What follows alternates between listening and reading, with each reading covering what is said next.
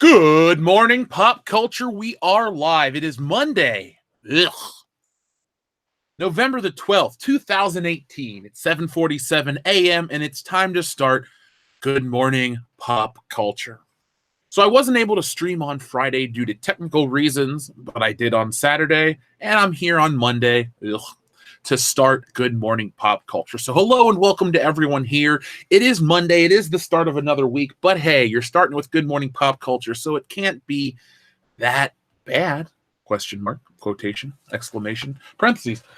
But we're getting closer and closer to Thanksgiving, which is the best way to spend a food coma, with family. So I'm looking forward to that. We're going to be having a couple changes here on the channel due to the holiday. So I had originally stated that World Class Bullshitters was going to record a bonus 150 spectacular for the patrons. Well, we did record that bonus 150 spectacular for the patrons, and it sucked.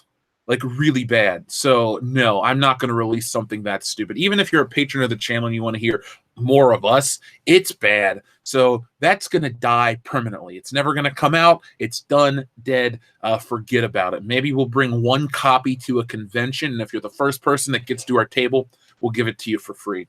But it is horseshit. So we're going to do make a change because we don't want episode 150 of World Class Bullshitters to come out on Thanksgiving Day when everyone's in a food coma or going Black Friday shopping or just doing family stuff because it's a holiday. So what we'll do is this coming week will be episode 149 of the podcast. As usual, it'll be awesome. Then next week, we're going to do something themed that's going to be pre-recorded here on the channel, and it will not be episode 150. And then the following week, whatever that is, this November 29th or something, Thursday after Thanksgiving, then episode 150 will be live here on YouTube. So we're going to give the show the pomp and circumstance it deserves because, hey, it's the epitome of pop culture, and we definitely want to do something special and fun. So that is your little bit of housekeeping for here on the channel. So today's show is all about you guys, your entertainment, the future of all of our entertainment. Disney Plus, The Mandalorian, The Womandalorian, The Muffdalorian, whatever you want to call it. We get a little more information, news, rumors, that sort of thing coming down the pipe from Disney. Plus, we have some more confirmation on the Disney Plus streaming service and some rumors about Lucasfilm that may or may not be true because I was sent some screenshots. And then as I go to look deeper into the story, there's nothing on the site. So you're going to be hearing this story probably from Jeremy and Ethan and a couple other channels. But I did the research, and I don't think there's much out there for it. So I'm going to make you guys wait to hear what that's about. So we already have a super chat rolling. First off from Jonathan Hurst. Thank you very much, Jonathan Hurst. That says, "Morning, Jeff. Enjoyed the veteran stream Saturday." Jonathan, you're not alone. I really enjoyed it myself. I had a great time listening to the guys talk about their past experiences in the military, how it's changed their lives, how they look at entertainment. It was a lot of fun. The only people that didn't like it were YouTube. So they took it and demonetized it and messed it up. So I got to get that worked out. But if you guys follow the Twitter link, it'll be available. But right now, if you look on the channel, you won't be able to find it. That's not about, me hiding it. I was very proud of what we did. It was a good discussion. We had our friend Sketch Therapy. We had Jeff the Iron Wolf, Yakov Merkin, who wrote the Galaxy Ascendant series. We had Black Angus reviews. We had Salvador, our friend Rugis. And we also had, did we have one more? Or was that everybody? I think that was everybody. If I forgot you, I apologize. I didn't forget you. I just didn't say your name right this second. But yeah, Jonathan, I had a great time too. It was fun. It was something different. Yeah, we ended up talking about Star Wars and entertainment and all that stuff, and that's fine. But I just wanted to, give a platform to people who have interesting stories, have led interesting lives, and may have not had the ability to do so. So, as some are celebrating veterans today, thank you very much. I think I'm going to give my grandma a call and say, "Hey, Grandma, thanks for fighting in World War II. You alone did all of it." And she'll have a laugh, and then she'll ask me if I called everybody for Christmas, and I'll say, "Grandma, it's not even Thanksgiving yet. Why would I call them already?" But today is Monday, and I've been wanting to do something each and every Monday here on the channel, but I get sidetracked because I get so excited and I want to just start the show, and we're about to start the show, but I wanted to take a quick look at the weekend box office and make a quick point about China. So here is the weekend box office. We had Dr. Seuss's The Grinch. It opened at #1 with a $66 million box office. Bohemian Rhapsody is holding pretty tight at #2 with another $30 million added to the coffers. #3 was Overlord. I found this to be interesting that it debuted so low at #3. And this seemed like Call of Duty Zombies, the movie. When you have this phenomenon sweeping the world where every year people buy Call of Duty, play World War II zombies, space zombies, horror zombies, all these zombies, you think that zombies would be hot. But no, zombies are cold product, just like the skin and the blood that pumps or doesn't pump through their veins. It's over and done with. So Overlord opened up at #3. And the funny part is, on Rotten Tomatoes, it's sitting about an 88% or 81%. So it's doing pretty well in terms of fan and critical scores, but it's just not hitting at the box office. Now, is this a good thing? Is it a bad thing? I don't know. It's J.J. Abrams, so another J.J. Abrams failure just, makes me chuckle. It takes away less and less credibility from the man's name. But it just didn't really appeal to me. I remember seeing the trailer, and I thought, nah, no thank you. So I'd like to know what you guys think about that. And then rounding out the top 5 is The Girl in the Spider's Web, a new dragon tattoo story. And that's not going to make its money back. So I liked The Girl with the Dragon Tattoo quite a bit. Was that 2011? Daniel Craig, Rooney Mara. Joel and I went to see that. I really, really enjoyed it. I thought it was cool and different. And then they just didn't make another one. And then this comes out. And I think they should have capitalized in, 2014 maybe, right before he made his next Bond movie. That could have been the prime time. But I think The Girl with the Dragon Tattoo series is dead in the water. That's a franchise that doesn't really hold any weight. So that was your opening for the weekend box office. I'm surprised Bohemian Rhapsody is still kicking ass. My mom, who hates Queen, went and saw it and couldn't tell me how great it was enough. She kept going on and on and on. I'm like, Mom, you whined and complained all week how you have to see this Freddie Mercury movie. I don't like Queen. I don't want to see the movie. And then you go see it, and the first thing you do is say, Jeffrey, I got to tell you how great it was. I'm just like, oh, my God, Mom, thank you for whining for a week and then telling me how great it was. So then I took her to breakfast, and then we didn't talk about the movie anymore. So if you've seen it, press 1. I'm expecting to see some people be excited. Press 1 for that tire tread. Me, I just don't like Queen the music. Maybe I'll catch the movie on Netflix down the road. It's making great money, so congratulations to that guy who plays Mr. Robot. Lou DeMarzo, thank you very much for your super chat. November 12th, 1955. That was when November 12th, 1955 was the day I went back. That was the day of the famous Hill Valley lightning storm. Oh, Back to the Future 2 reference. Oh, man. That is a good film. So that would have been October 26th, 1980, or 7th, 85, alternate 1985. But yes, today is the day Marty McFly has returned back from the past. So he's now back to the future, quotation, question mark. Back to the Future, as you guys know, is my favorite film, greatest movie of all time in my eyes, will never change. And it's nice to see the memes and the references and Lou DeMarzo sending in a chat about Back to the Future. I haven't had a chance to watch it, but it's not too late. It's still, I got until midnight tonight. So maybe after I do the video, I've been working on the comic a lot. I can watch Back to the Future as a nice relaxation from a lot of the work I've been doing. So let's see where we are in terms of views. Oh, we're 5 away. That means we're about to start, folks. Nice, nice, nice. So let's take this off the screen. The box office numbers. Oh, I wanted to make a point about the box office. I wasn't just showing you those to say, hey, guys, look, it made money. So the Chinese box office was that great mythical thing that everyone was going for a couple years back. And then they cater Star Wars and MCU movies and Transformers to it, and to varying degrees of success. But the China box office, Venom just opened to $102 million opening. Tom Hardy starring Venom injected some of its much-needed juice into the Chinese box office with a blockbuster $102 million first weekend opening. The film crushed other new releases and holdovers alike. So, Venom, $102 million opening weekend, making buku bucks in the Chinese market. Now, everyone loves to say how Sony Spider-Man movies suck, and they do for the most part. There's two great ones, and the rest are kind of eh. But there's something about Venom that is catching on. Much like Bohemian Rhapsody, it seems like critics shit on it, but then people went out and saw it and loved it. So don't listen to the critics question. But I brought this up because I was like, how does this reflect upon the Chinese market? Is it true that the Chinese market doesn't want any American films? And I thought, no, they just don't want Star Wars, because I pulled up the numbers. Star Wars The Last Jedi opened to $28.7 million, and then it dropped 92% to $2.4 million in the second week. So like I said, almost a year ago at this point, that's a new lap record for Chinese embarrassment. So folks at Disney, Star Wars, Lucasfilm, go away. Do not go to China. Do not make your films to cater to the Chinese market. It didn't work with Rose Tico. It's not going to work with anyone. China doesn't want Star Wars.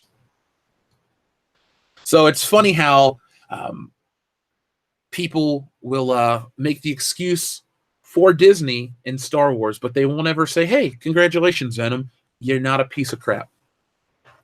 But I didn't watch it due to many reasons, principles mostly. No Spider-Man, no watch. It's like making a Vulture film without Spider-Man. Not going to watch it. The Terrible Tinker.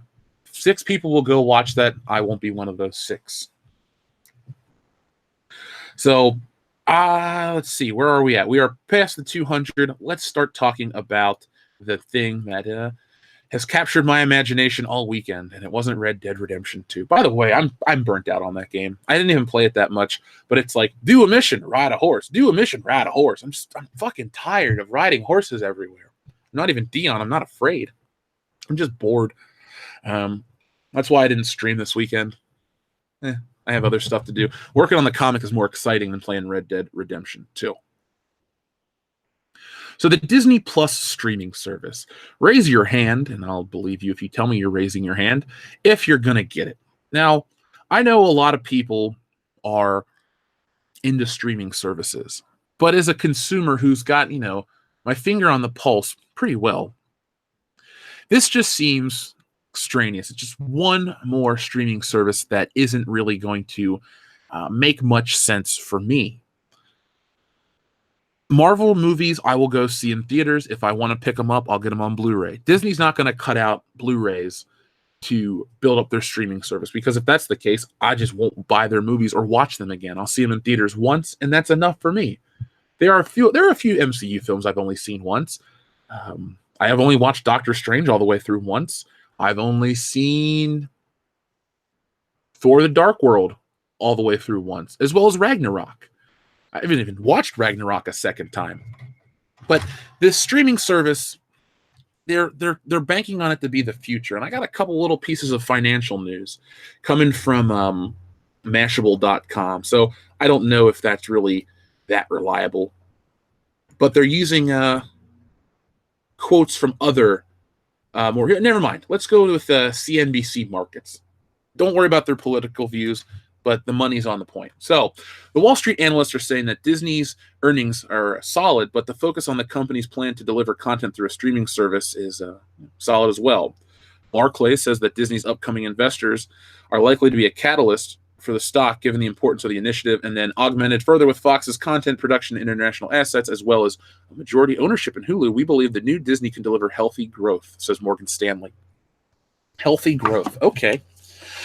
So much like healthy growth or health in general, sometimes you got to cut out something. You got to cut out the sickness. Some people would say you got to cut out Lucasfilm and Disney, and that's the sickness. But as we already know, the Mandalorian, the Wool Mandalorian possibly, the Muffdalorian as we call it here on the channel, is their next big thing. And then, since we've last met, which I'm looking forward to discuss with the Good Morning Pop Culture crew, the Cassian Andor show, the streaming Cassian Andor show, the post Episode 3, pre-Rogue One, pre-Episode 4, Adventures of Cassian Andor, the milquetoast action hero who is very ineffectual.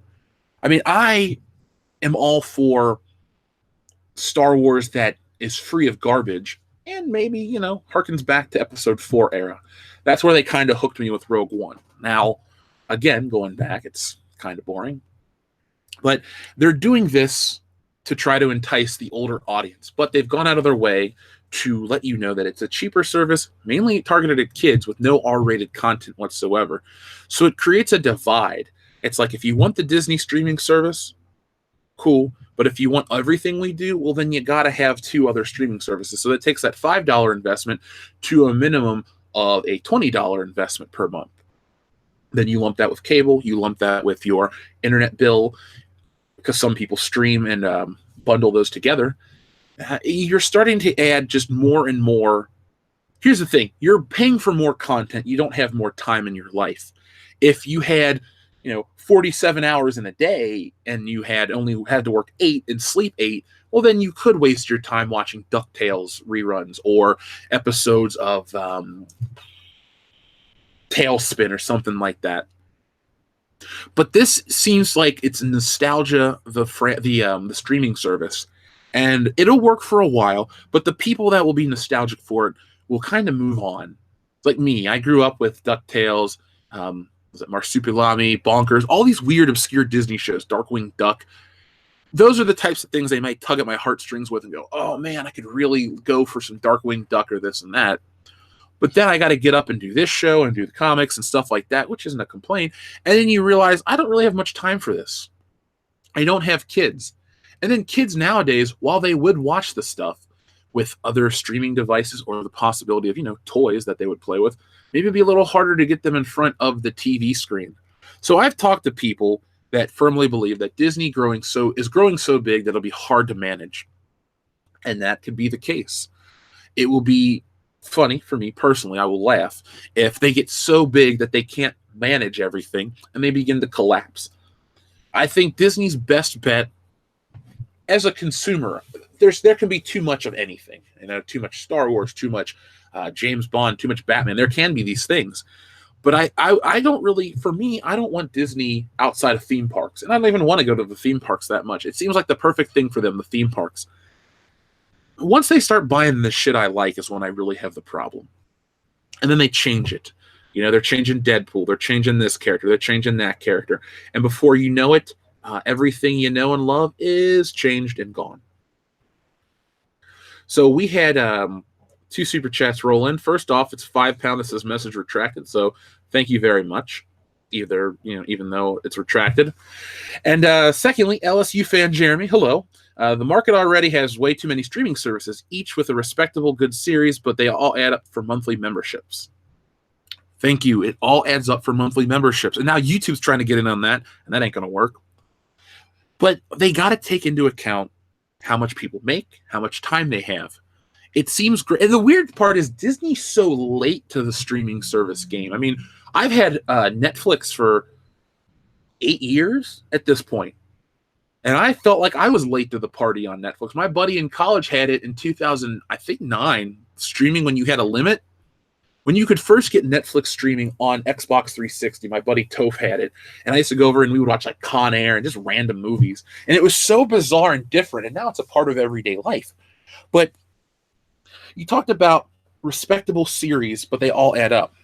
Yeah, Netflix has their own show. Netflix is not the best streaming service in my opinion, but they do have they have the Marvel shows. Okay, those are cool. That'll keep me hooked. Then they have they bought Black Mirror. Then they have their own cooking shows. They have this, that, and the other. Netflix is trying to be like a TV station that you stream at your own leisure. It has something, hypothetically for everybody. Disney has always branded themselves as good family entertainment. And the most popular shit over the last couple of years hasn't been good family entertainment. I mean, if we're looking back on TV, Game of Thrones, Breaking Bad, the big TV shows aren't family shows. The big sitcoms aren't really family-oriented anymore either, like The Big Bang Theory. Yeah, families can watch it. Kids and teenagers probably are the only ones that find it funny, but it's not really anything about family. Disney used to have this thing about, we're going to have shows about kids, for kids, stuff like that. Those days are over. The days of the teenager being a marketable thing is over. And what I mean by that is Marvel Comics used to say, the teenage superhero, the child superhero from DC, Robin, the Boy Wonder, all these things. Those were big selling points. Not anymore. You have, for example, You'll have your Disney, your teen shows on Disney, or your teen Nick shows and stuff like that. But again, that's not what they're trying to sell you. Those aren't going to sell. Like the Sweet Life and Zack and Cody revival isn't going to sell the Disney streaming service. Star Wars is their attempt to. Who does Star Wars appeal to mostly? Guys that aren't little kids, people that grew up with Star Wars, that are nostalgic, or grew up with the prequels. So let's say, I don't know, 15 to 60-year-olds. But the big chunk of that is other stuff. I mean, when you're in college, you have a finite amount of money. When I was in college, I had barely anything. I could get some booze on the weekends and maybe go out to Five Guys once a week, depending on my check. I wasn't going to bank on getting the Disney streaming service and doing all these extra things, in college. So it's just, but Netflix I would, because that has a wider array. You can invite people over, like, okay, let's be honest, you're going to invite a girl over. Hey, you want to come over and watch a movie on Netflix? Okay. Hey, you want to come over and watch the Disney streaming service? That just is like, an anti-aphrodisiac. That, if you want to dry somebody up, you just go up to them and say, Disney. And boof, you're like Thanos. You just dust away. Observer Dude, thank you very much for your super chat. I think I should take back the thank you, though, because it says, Back to the Future remake. After Dr. Emma Brown gets shot by Trump supporters, Michelle McFly, vegan SJW, travels back to 1950s to fight racism. The words Back to the Future and then followed by the word remake, they sadden me beyond belief. That hurts. Ugh. It really bothers me. Don't joke about that, Observer Dude. You're gonna kill this channel. Not just the show, this channel. I'm just gonna go lay down forever and I'm gonna cry. Oh God, no. Actually, I'll only have that reaction if they do remake Back to the Future. So folks, let's hope that Bob Gale and Bob Zemeckis live forever. Longer than all of us combined times 10. Because they said as long as they're alive, there will never be a Back to the Future 4 or a Back to the Future remake. And we need some men with conviction in Hollywood. People will sell out in a heartbeat. There are good remakes. Back to the Future, you don't need to remake it because it's perfect. You could argue, well, it is a remake. And I would say, well, it's an adaptation of a book, a more faithful adaptation of a book, which appeared on TV. And the TV show's great, but it is a TV show, and it cut out a lot of stuff. Back to the Future is a wholly original property for that film. Everything they wanted to do, they did do. It was a huge success. It made the franchise overall has probably made billions of dollars in terms of box office, then merchandise, then other stuff. Think of all the people that went to Universal Studios just to ride the ride. So I think there is a lifespan on a franchise, and Back to the Future has definitely, it's like an old person. I've worked 50 years. I did this, I did that. They can enjoy their retirement and their Social Security check and just ride off into the sunset. It's time for Back to the Future to ride off into the sunset, to never be gleaned for any more ideas again.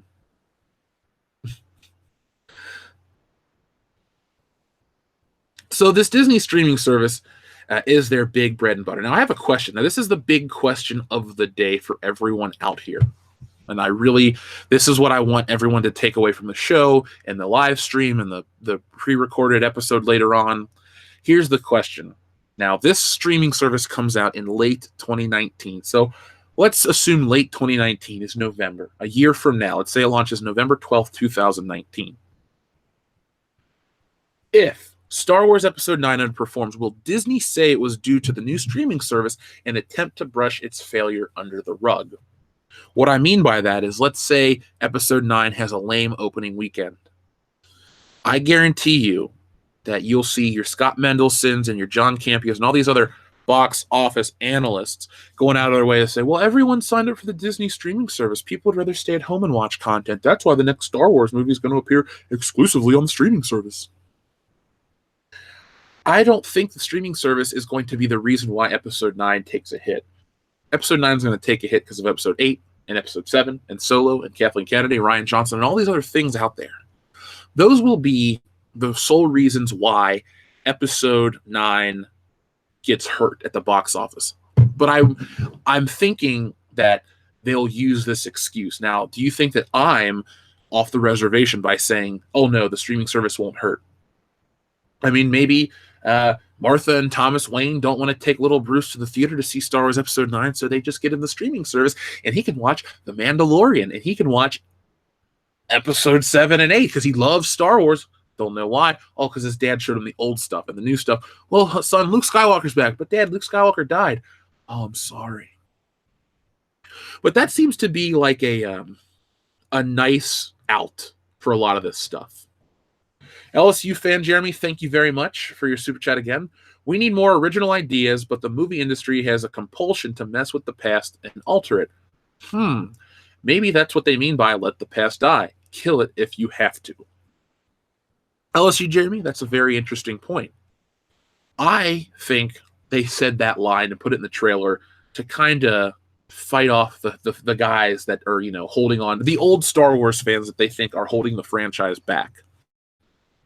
Personally, I don't find that to be the case. I find that to be just a way to say, fuck you all, we're going to move forward with our new Rey future, the future that everybody loves. By everybody, I mean Kathleen Kennedy and a couple of her cronies. But Hollywood is lacking original ideas. I found an article this morning, and it said something along the lines of why Hollywood is constantly looking for new adaptations. And I thought to myself, where is the originality? I look at an adaptation is fun. It's different sometimes. It gets a property in front of your eyes. I love Stephen King movies. Guilty as charged. I've never read any of his books. I do now own a copy of It, which I picked up recently.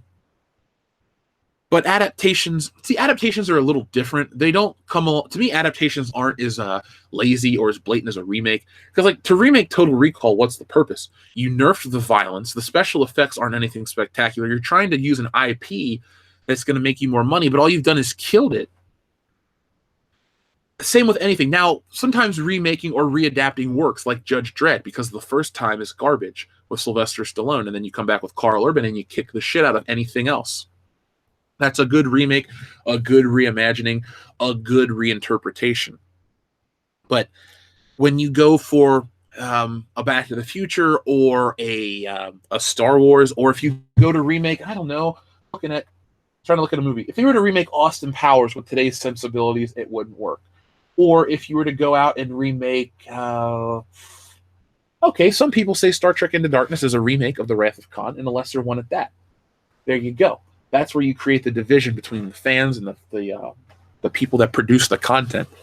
It's kind of an interesting dynamic, LSU Jeremy, but originality is not something in Hollywood that is praised anymore. It's about what are the optics on the situation? How can I look in front of all my other celebrity counterparts? I know this sounds really vain. Not vain. It doesn't have anything to do with me. I know this sounds really I don't know. Maybe this reflects on me poorly, but I'm more comfortable with knowing that Hollywood's focused on making a $1 billion movie, so they put in shit that everyone's going to go see. I find a Michael Bay film to be more pure than a Lucasfilm Disney Star Wars movie. That's just me. For those wondering, I am not a Harry Potter fan, so I don't know anything about the new one that came out or is coming out. I don't like Harry Potter. I don't like Lord of the Rings. Sorry. Just don't do magic and fantasy and stuff like that. If those are your franchises that you love, thank you for sticking with us. I'm glad we have our common ground of Star Wars, Indiana Jones, Back to the Future, Beverly Hills Cop, all of those things. But there's nothing that gets me really pumped about those franchises. Doesn't mean they're bad. Just telling you how I feel about them overall. So, a nice thing to talk about with this Disney streaming service is a rumor that Carl Weathers, Apollo Creed himself, might be joining The Mandalorian. Now, a lot of people look at an announcement of hold on. I'm into film. Thank you very much for your super chat. Hollywood needs a creative enema. Well, the Joker was right. This town needs an enema. I'm not going to do the fake sound effect. But they really do need something just jammed right up there uncomfortably and just suck out the crap. Do colonics. Do you do colonics? Boom, a candy bar came out from when you were 12. If you can tell me what movie that's from, I'm going to laugh my ass off. But yeah, they do need a creativity enema. They need, I saw a comment. This isn't my comment, so don't take it that way. But somebody was posting about the wildfires in California, laughing about how Hollywood deserves it. I'm like, a lot of innocent people are getting hurt and killed. So I don't agree with that sentiment. But maybe they need like an ideological wildfire where they just wipe out all the stupidity and they focus on good stuff. And good is subjective. Put it like this: stuff that has less of an agenda, that exists not to promote ideas, but to promote big box office returns. The first Pirates of the Caribbean movie made money, and that to me, that's more of a harmless action flick. I like the first one. I haven't really gotten into the other ones. But with this new one, you're going to have a female Jack Sparrow. They're going to try to make points about it. It's like Hollywood doesn't get it that your average person, male or female, just doesn't buy into this shit. None of you out there buy into it. So I'm back to what I was the point I was making, though. Carl Weathers. Carl Weathers is rumored to be in The Mandalorian. Now, some people like to say, oh, they cast a black actor for diversity or this or that. This is nothing like that. Carl Weathers is so awesome, so cool. He's old, I'll admit, but much like Lando Calrissian, he's always, or Billy D. Williams, I should say, it's always nice to see the guy do something. I mean, we went from Rocky to Predator to Happy Gilmore. I mean, Carl Weathers, he's just a good addition. And so I'm excited if they can do something cool. I don't want a Saw Gerrera type character because he sucked. Again, Forrest Whitaker, I don't look at a Forrest Whitaker casting as a weird diversity thing. Some people might get on the high horse or low horse or a horse and just act like it is that. But with Carl Weathers, I don't think that's the case. Tim Riggs, thank you very much for a super chat. Disney takes all the flavor and spice out of the franchises it manages. What starts as a spicy, complicated flavor turns out to be bland ash.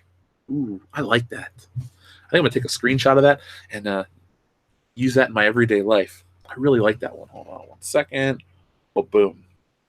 They do know how to suck the flavor out of everything, the lifeblood, if you will.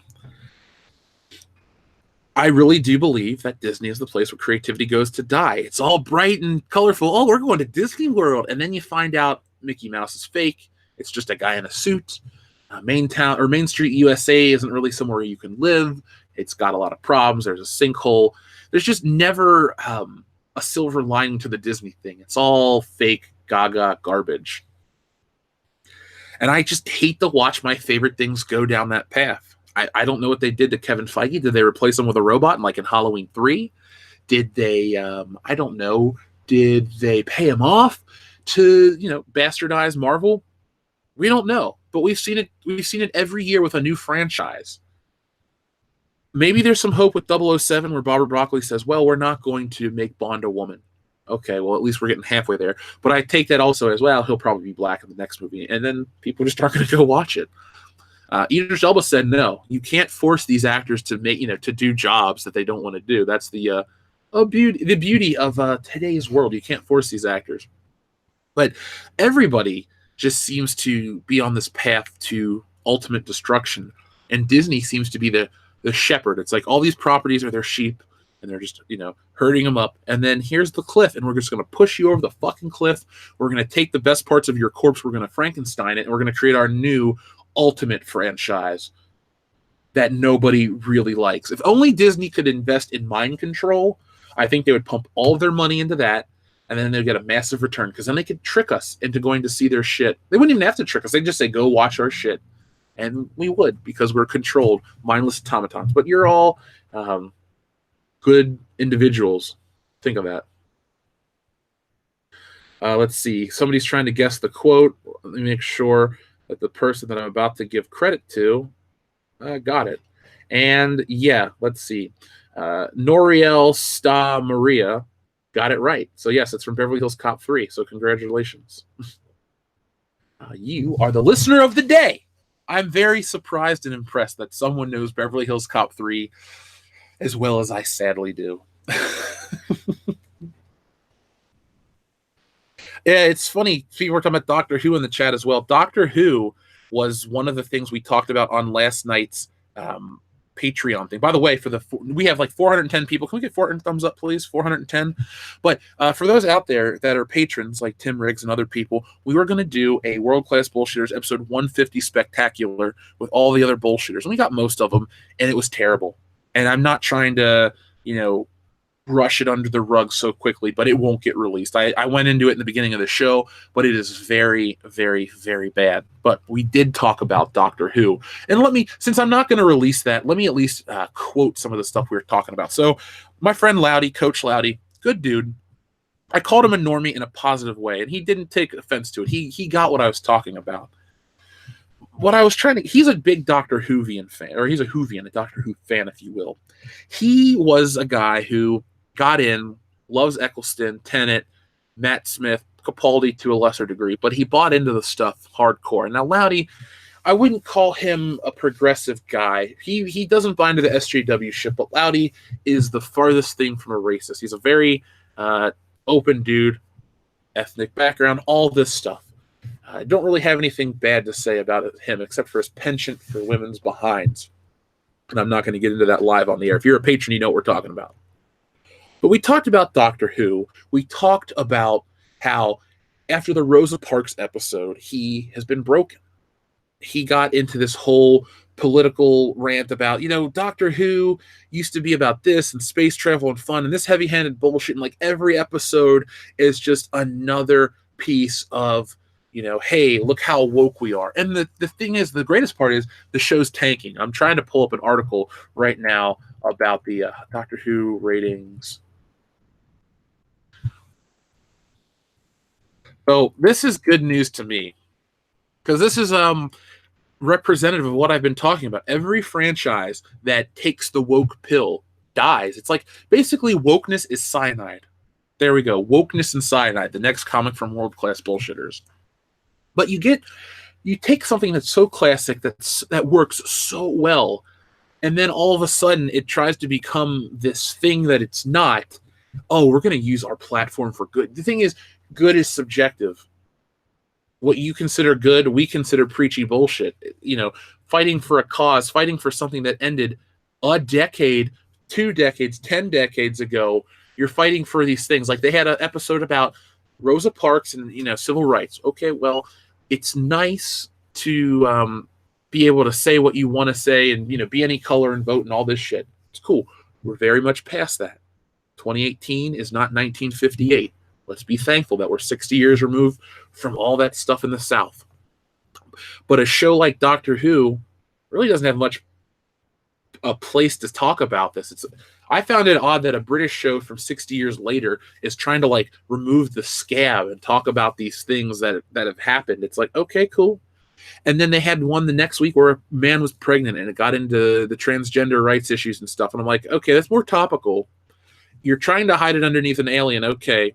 There you're actually getting points for the creativity.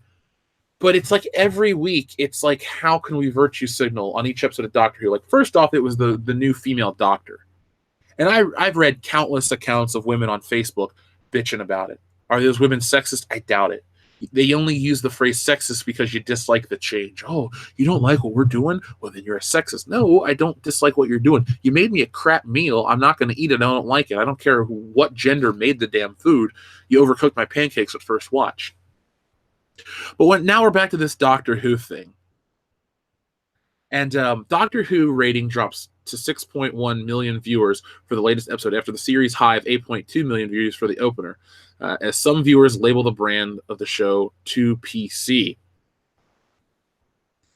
Now, I think a huge drop like that is indicative.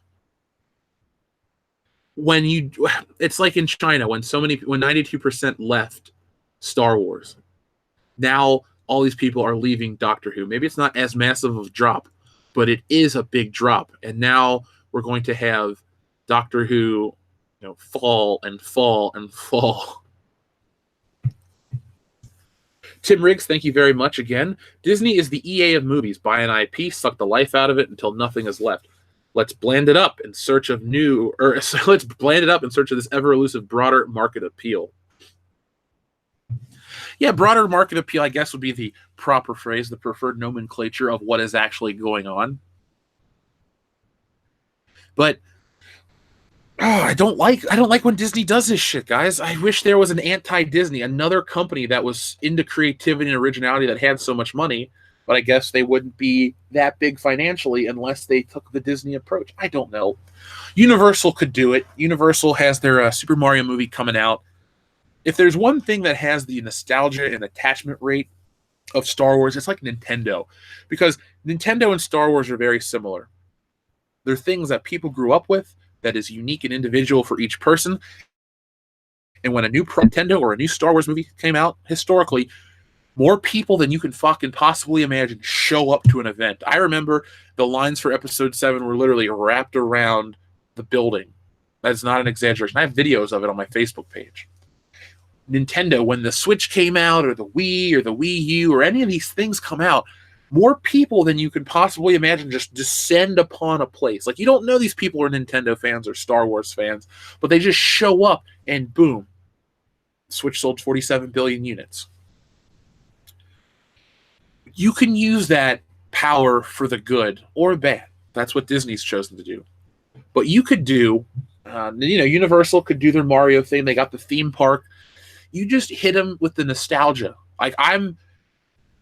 If you take Disney Star Wars out and like the Nintendo Wii U era out, Nintendo and Star Wars kind of hit me in the same way. Hell, when Nintendo and Star Wars had exclusive games, I was really happy. Rogue Squadron 2, anyone? But if you really want to challenge that, you could do the Nintendo thing. Because I know if I'm in Florida and they said, Jeff, free ticket to go see Star Wars Land, free ticket to go see Nintendo Land, even if Episode 7 wasn't the thing it was, or Ryan Johnson was the dick, Nintendo Land just sounds so fun. So fun. I mean, bright, colorful, the blocks, all this shit, and there's so many things you could do in Nintendo Land. It's like Star Wars, the shit in Star Wars can't be done or really replicated. It's like, hey, I want to shoot stormtroopers. I can't really shoot a stormtrooper. Well, I want to do this. Well, you can't do that. And it's Disney World, and it's always been weird. It's like Westworld. I'm waiting for them to replace the humans with robots. Maybe they have. Maybe they killed the humans and replaced them with robots and used their brains. I don't know. But I think that is a contender for something that could actually stop Disney's taking over the world.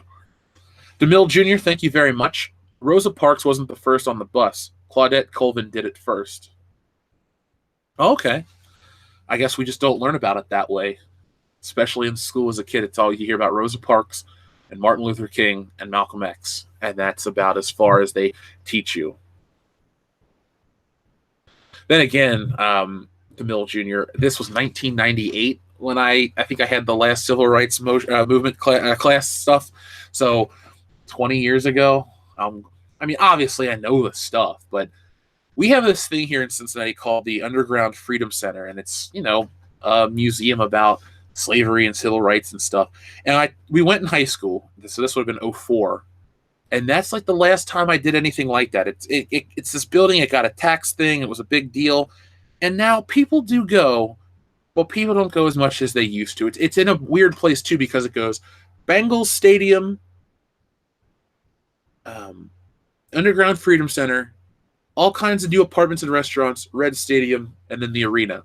So it's like one of these things are not like the other, and people do go. I'm not going to act like it's not important, but people don't go as much. It was a thing. But for me, I don't know about Claudette Colvin, so that is my own ignorance. I apologize. We need an anti-Hollywood Hollywood. There we go.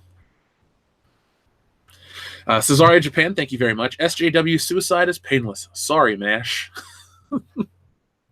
Sorry, MASH. I don't like MASH, but if you do, more power to you. I'm not here to dump on your taste in TV shows. But to me, MASH was always the show that came on after The Simpsons, which signified it was time to go to bed. So there we are.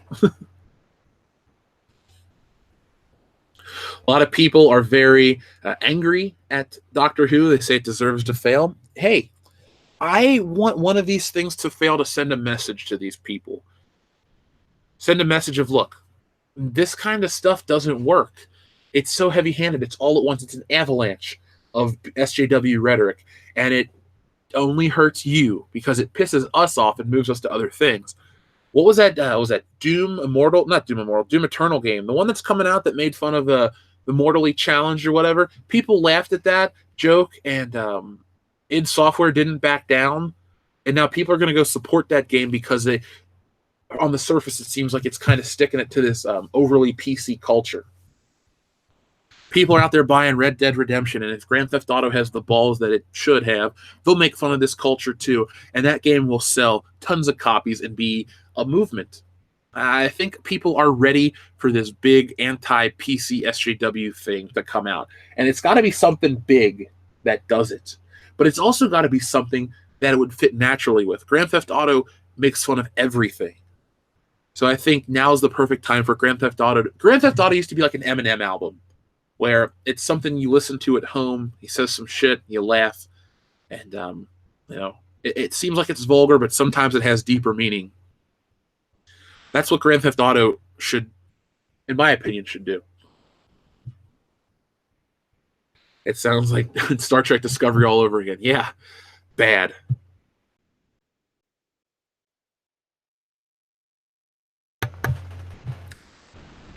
So now, while we're on the topic of the Disney Plus streaming service and Lucasfilm, let's talk about something that I was alerted to over the weekend. Over the weekend, I mean last night. So, has anyone here heard of Glassdoor.com? Glassdoor.com is a website where you can review a company you work at, file a resume, do all of these things. So I was alerted to these terrible negative reviews about Lucasfilm on Glassdoor.com. And I saw the screenshots and I looked deeper into it. So you may hear this story from other YouTube channels, but here's my take officially. So if anyone has to ask, I covered it early Monday, beat everyone to the damn punch. But it's swirling around Twitter, and I'm not saying the person that sent me the information, the people I should say, have fabricated it, but I looked deeper into it. And right now, here we go. This is the official site. I had to even log in and make an account so I could view everything here. So I looked at some of the reviews. Now, there's words going around that Kathleen Kennedy is being eviscerated on Glassdoor.com. But when I actually research it, we're getting to, it's a 3.4 out of 5, 58% would recommend to a friend, 89% approve. Now, if we start scrolling through these ratings, the first one that was posted on, and this is sorted by date, on October the 10th of 2018 is titled Manager, and it says it disapproves of the CEO. It says, I worked at Lucasfilm for over 10 years, pros, talented and good people, film industry, cons, discrimination, politics, management, clicks, HR. Okay. That sounds like a fair critique of somebody that's angry at the place. Then we start going back. This is October of 2018. Then we go to August. No opinion of CEO. Proves the CEO, all this stuff. But what happened is I'm getting these screenshots that of reviews, these negative, terrible reviews that I can't find online. So maybe I'm the one that's having trouble finding it, but I am searching through it. And I mean, even if we go back to pre-Last Jedi, stuff seems to be a lot more positive. Okay, some people, the main complaint is not enough money. Lucasfilm's cheap. Okay, I get it. They're not paying their people. But when you start to see these attacks on the company, people are going, oh, it's this feng shui of shit and all this negativity and SJW culture, this and that. Look, I see these things, and if it's the case, that's the case. But what's happening is I'm seeing screenshots of stuff, and I'm not really seeing it on the site. And Glassdoor has said at the top of their site that you cannot take it down. They don't take down reviews due to trust or policy issues. Let's go look at it right here together. So it's, where'd it go? It was originally on their thing. It says you cannot pay to take it down. So going by this, and it was updated on October the 10th, the stuff I'm reading online seems to be fabricated. And now I love what we do. I love to make fun of what we make fun of, but I don't lie about any of this. So I'm going to read you some of these screenshots that I was sent anonymously, and we can have a laugh, but I'm not finding it on the site. So this is my stance on the channel officially. If I don't see it on the site, I can't take these as fact that they were ever there. because they seem to fall in line with what we say on the channel. Now, part of me wants to believe, oh, it's just an overzealous fan of the fandom menace, but I honestly think deep down that these people would put these reviews up to look like it's people of the fandom menace making fake reviews, but in reality, it's people that are pro Lucasfilm to try to make the anti Lucasfilm people look bad. That's how I look about it. So this says advice to management: forget the feng shui and wind chimes and other mumbo jumbo and get real. Be more realistic and professional and concentrate on respecting your employees and stop treating them with such total disregard. Same with fans. They made the company what it is today. Her fear and loathing of those people is legendary. Okay, so her pronouns, pal, meaning Kathleen Kennedy. And then here are a few more. Like I said, I can't find these on the site. So it says pros: beautiful campus and work environment, fab views and movie posters, a great team of talented, dedicated coworkers. I miss them. Cons: feng shui, blah, blah, blah. Okay, I already read that part. I am not kidding. Wind chimes were put to give the president peace and tranquility. In the meantime, terrible management persists and paranoia reigns supreme. I get tearful phone calls almost weekly from, spelled incorrectly, people who still work there and must keep their job. Too many incompetent managers and directors, while really talented, dedicated persons have to run to the hills that have been let go unfairly. And that's one of them. And then we have another one that says some great opportunities but poor management. A personal pride that comes from knowing you work for Lucasfilm. The satisfaction of feeling like you actually take part in rather senior level type of decision making, even though you're not a senior level. That's a pro. Con: management treats employees like children, giving them virtually no awareness of the budget, process, or overall vision for the company. Sometimes, though, their most senior management genuinely didn't understand the business. Even the simplest decisions, like where to stay on a business trip or have to get approved. Also, and the worst part, senior management doesn't even know or care about Star Wars or Indiana Jones. Sometimes it's like these things are actively disliked. Advice to management: trust your employees and managers, appreciate your fans and the genius of George Lucas. Don't be proud of the fact that you don't know Star Wars. Hire people, especially at the senior level, with both passion and talent because they exist. So I know the narrative would be fun to think that these are people at Lucasfilm that are tearing this down apart. But this, to me, just seems fake. Tim Riggs, thank you very much. Easy to fake those reviews using ViewSource, same as fake tweets. That being said, Glassdoor probably has a review dispute process for legal reasons. Okay. So I gotta look at it from both sides. Since I can't find it on the site, I don't know if these were posted, but maybe there could be legal reasons, according to Tim Riggs. Tim Riggs knows his shit. I've met him. I'll take his word on a lot of stuff. Now let's play devil's advocate for a moment, and let's think that these are real. Let's say that these Lucasfilm reviews are real. So it sounds like the people take great pleasure in not knowing Star Wars. It's like when you're, oh, you like this? Oh, I've never heard of it. Blah, blah, blah. Or, oh, I can't remember your name. You do these things to try to look aloof and different and cool, but you really just come off looking like an asshole. Lucasfilm is the asshole. Now, we can go and pick apart little pieces of information about Lucasfilm from their previous things. For example, that Star Wars website video where the girl walks in front of a picture of Luke Skywalker with an X through his face. You know, those types of things are very, very planned. They're looking for controversy. They're looking for us to talk about them constantly. They think that being talked about, no matter positive or negative, will actually help them. Like I always quote Oscar Wilde saying, the only thing worse than not being talked about, or the only thing worse than being talked about badly is not being talked about at all. Yes, that is true. But the people, here's the thing. I look at it like two groups for Star Wars fans. The people that they depend on to make the $2 billion box office aren't talking about them at all. The people that would be buying the books, the comics, and helping the toys sell through the roof are the people that are talking badly about it. Therefore, they're avoiding the property. So it seems like a review like this is oddly fandom menace-like. They don't even care about Star Wars or Indiana Jones or the legacy of George Lucas, him being a great man and stuff like that. That just seems kind of bizarre. Now, unless this is a person that had worked for George Lucas personally, because they're called former employee, senior director in San Francisco, California.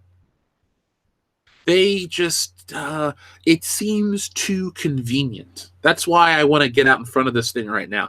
I'm not saying the person that sent it to me was fake. I'm not saying any of this stuff, but I'm just saying that this feels weird that it's no longer there. Like maybe Lucasfilm is just trying to cover their asses very, very quickly. I would love to find out why or if this got taken down.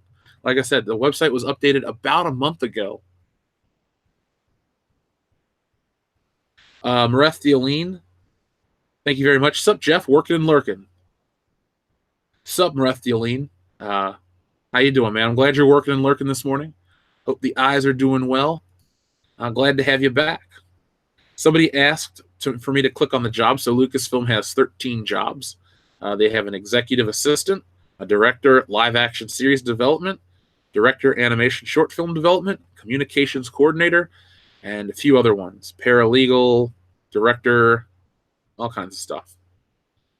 Pipeline engineer, rendering engineer, full stack Python developer. I don't even know what that is. Somebody with computers. So that is this story. We have screenshots of it, and I take screenshots of stuff too, so I want to. That's what I would do if I saw something like that. But as now, it has been taken down. So, what are your thoughts on this? Do you think these are legit, or do you think this is bullshit? Chris Clark, thank you very much. What's, in your opinion, the best brand of Star Wars toys? Okay, so the best brand of Star Wars toys ever or currently? Let me answer your question. So I guess the best stuff from Star Wars right now would either be some of the Black 6-inch series, or Black 6-inch series, excuse me, let me rephrase that. The Black Series 6-inch Star Wars figures are good-looking toys. They have some really good technology that they've adopted from Japanese companies, like the face printing technology from SH Figuarts. That being said, SH Figuarts, that is a good brand of Star Wars toys. The best is the brand I buy called Nothing, because I refuse to give them my money. But Hot Toys are good. So, Chris, if you're looking for that kind of stuff, there are nice things that are being made from Star Wars. I just personally will not go out there and buy them. But if you want some, you have more than ample possibilities to pick them up.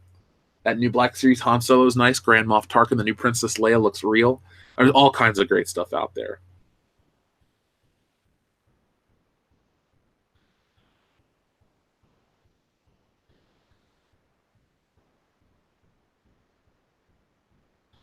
Kenner's great. Let's see. I think it can't be trusted to be legit. Screenshots are too easily faked. It also confirms a lot of my personal bias, so I'm inherently very skeptical without hard evidence. Well, Tim, like I said, I know you. You're a no bullshit type of dude. So there's my personal bias towards listening to you. But we'll see what pops up over the next couple of days. I will be looking into this story more closely. I just, only one negative thing about Kathleen Kennedy, and I can't really click on all her 25. She's not clickable right here. So 89% approve. I have my opinion of her. I think she's dog shit. I'm not going to change that just because of this this review or this video that I'm making right now. I'm not changing that for her. I still think she's terrible.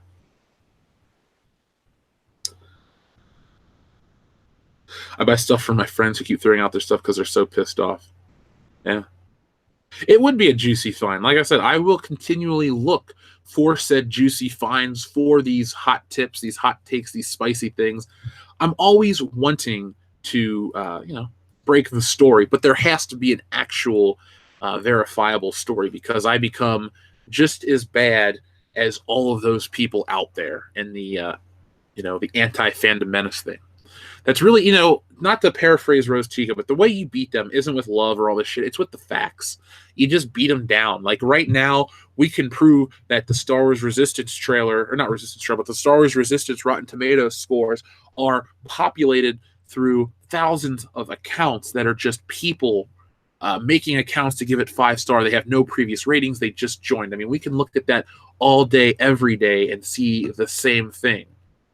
So it's the different side of the same coin.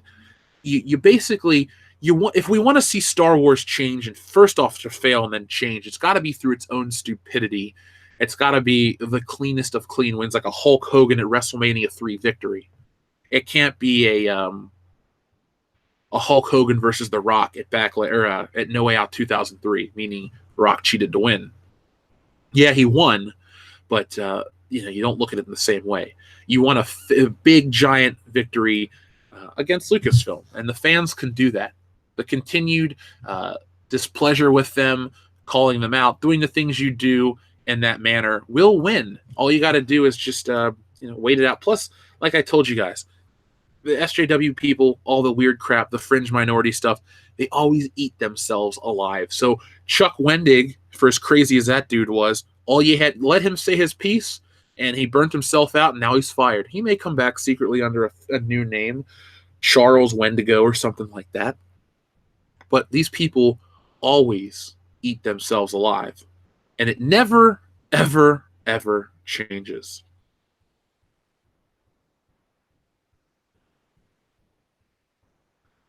So that was the Lucasfilm thing. I just wanted, like I said, to get out in front of that so no one could say, hey, did you hear about that, Jeff? Oh, I did. We talked about it on Good Morning Pop Culture. So now this next piece is interesting, to say the least. I think I might go into this a little more in depth, but I thought you guys would like this. It ties into Star Wars. It ties into Chuck Wendig. It ties into everything that we cover here in Fandom Menace, World Class Bullshitters, geek culture in general, and comic books. So, how Marvel and corporate comics are failing the vulnerable creators behind their superheroes. So, I would just like to get this out there now. I don't think Marvel and corporate comics are failing the vulnerable creators behind their superheroes. I think the creators behind the superheroes are failing the fans, they're failing the characters, the IPs, all of that stuff. I won't even go too deep into this because I'm going to save it for a video. But to look at Chuck Wendig as the hero in all of this is very myopic. Because, let's be honest, Marvel exists to make money, to tell stories that people want to read. People don't want to read the garbage. People are tired of being talked down to from this place of privilege from these dickheads that don't know comics, that don't know how to interact with an audience, a fan base. It's funny how, okay, look at Stan Lee. When Stan Lee was writing what he wrote, he wasn't just writing for himself. He was trying to tell the great stories, these great things that resonate with tons of people, these epics. These people nowadays are socially awkward, introverted people that write for themselves, and then they freak out and spurg out on Twitter when you don't like what they do. I think the best professional criticism is the one where people, the best way to handle that is, if you're a professional, is to say, thank you, I'm sorry it wasn't for you, blah, blah, blah. Even if you don't mean it. As a public figure, you do have to have some semblance of respectability.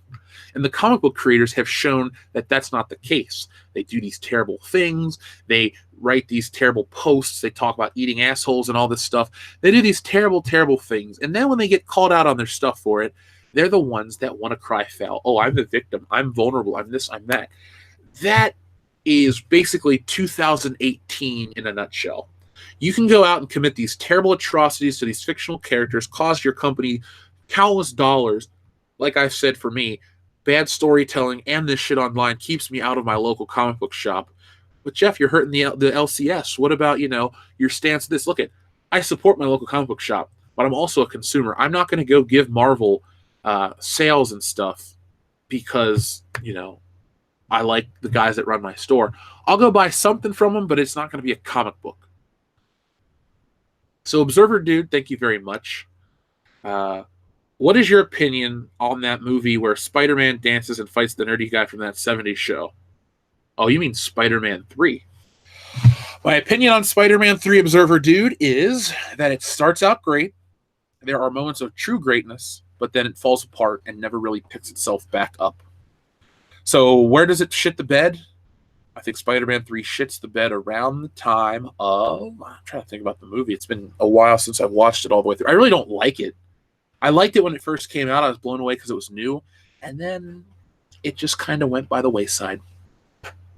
Uh, it shits the bed around the time Harry gets his identity back and Peter becomes emo. And, after he kills the Sandman's legit. I think it stops being good once he kills the Sandman. Then it gets kind of hokey and weird. And especially that montage. And then the ending, you don't get a final swing, all that stuff. There are moments, like I said, of greatness. When he's in the bell tower, I think the best part of the movie, and maybe all the Spider-Man movies, it's just a small scene where he picks up the suit, the red and blue suit, and it plays the Spider-Man theme for a moment, and he knows what he has to do. When that hits, I'm kind of ready for the final battle. And then when Harry sacrifices himself, it's pretty good. But overall, the movie's bad. 5 out of 10, 4.5 maybe. It could have been better, but it wasn't. There are a few good third movies in a trilogy. That's true. That's very true. Indiana Jones was the best third in a trilogy. It still is. I mean, I know there's a fourth one, but there was that point in time where it was a trilogy, and it was the damn best. The top, the tits. Nothing. Nobody did it better. So what is the big controversy in games this week? I know people were talking about the Diablo thing, and that came and went. But it always seems like there's another controversy in the gaming industry. I think we're going to slow down from controversies right now. I'm not saying that controversies are manufactured. Maybe they are. Some are, but not all. But I think we're going to slow down with the controversies for the time being. Why, you ask? Well, because it's the holiday buying season, and people want to make sales. People want to do stuff like that. So for IGN, they're going to want video game controversies to slow down. Yes, it gets them clicks, but they're going to want people to visit their sites and go to their what's on sale and this and that and all the other things. So unless something crazy happens in the real world, I expect a lot of these controversies that we've been covering for the last few weeks, I expect them to slow down a bit and then move into the next wave of something controversial next year.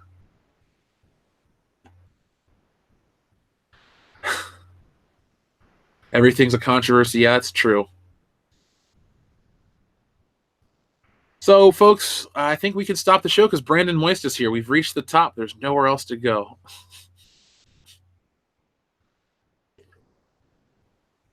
Japanese developers must get their games approved by the U.S. arm of Sony to be on PlayStation. I did not know that. I did not know that at all. I don't think I've bought a Japanese developed, well, I mean, I can't say like that, but like a Japanese inspired game in many, many years for a PlayStation. I'm kind of guilty. All of my PlayStation titles are all, wrestling or Rock Band or Grand Theft Auto or something. I haven't really bought. Back in the other eras, I would get all kinds of stuff, but not this era, not this generation. Did I see that Andre the Black Nerd shilled for the new Shira? I unstuck from all of his social media. He lost his luster. He said so. I'm pretty sure he commented about one of our videos once. I don't watch him. I don't dislike him. I'm not a fan. You guys know my mentality. We're growing. We're doing just fine. I don't really need to attack another creator to get relevant. I called out John Campea. I've said what I've said. I feel good about that because I didn't lie. I didn't make up any bullshit about the man. But I don't really know much about Andre the Black Nerd outside of he's really not for me. I wouldn't necessarily say he's an outright shill, but those are the types of channels where they're excited about everything. Everything is awesome. They're like the Lego people. Everything is awesome. Everything's cool when you're part of a team. Well, I don't need to be a part of a team. I like to think for myself. Maybe I can be on a team of think for yourselfers, and we agree on a final goal, but it's not about, oh, everything's awesome. I love the new spider suit. I love this. I love that. And then there are the acceptable things to shit on, like the Bay Former movies, like the DC movies. I'm not saying those movies are good at all. But what I'm saying is it's acceptable to rip on certain parts of geek culture, and then other parts are verboten. Marvel. Oh, when you make fun of Captain Marvel or something, people get pissed. People that say they like this channel, you made fun of Marvel. I'm leaving. Okay, fine. That's, it's just me being me. I don't care. I like Marvel overall. Not happy with that. But it seems like when people of a certain level or that want to attain that level, when certain controversial things come out, they always come to the defense of the company in the hopes of getting, access, certain treatment. All of those things. I preferred treatment is the phrase I wanted to use. So I didn't. I don't watch his stuff. He can like his Shira. He's also pissing people off. Um, I just don't see the benefit of the Steven Universification of old '80s cartoons. That's part of the Culture War series I'm working on, folks. It's just you go back and you mine these old properties and you try to infuse them with crap that nobody likes, and then you only hurt yourself. See, MCU fans are cultists. Some people are. Some people are.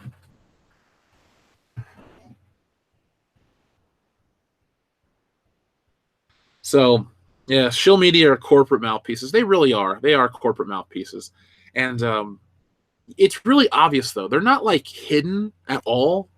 They're very open. It's like they put their title is just the name of the company, brand, or whatever, and then a word, and then all they do is sit and sing the praises of it and all of these things, and it's just very overt. It's really not hard to catch on.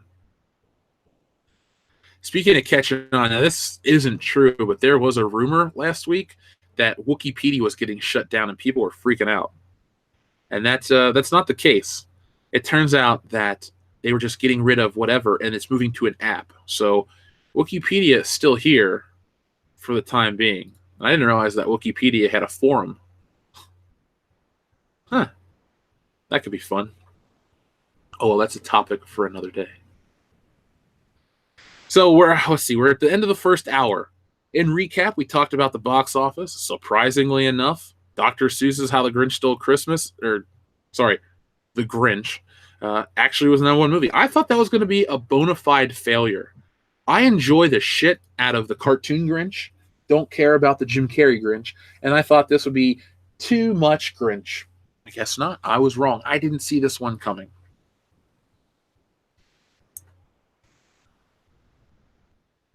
Let's see. People are still talking about the black nerd. Like I said, guys, everyone has their own take, and everyone also has their own tastes. I don't know. I don't really need someone else's take on certain things. Like, I'm part of the geek culture, and I'll just go consume it for myself. Despicable Me Grinch. The Grinch Halloween is by far the best. I haven't seen that in a long time. I still stick by the original Chuck Jones, Boris Karloff one, the best. Now, see, the Grinch movie that came out 18 years ago, I remember everyone being so excited to see it and how everyone loved it. And then I finally saw it, and I just was like, I was like 12 years old. I didn't really like it. I wasn't impressed. People were blown away by it and all this stuff. And that wasn't really the case, for me at least. Was that Ron Howard that directed that movie? Should have seen it coming, man. I should have seen Solo. He warned me. He warned me.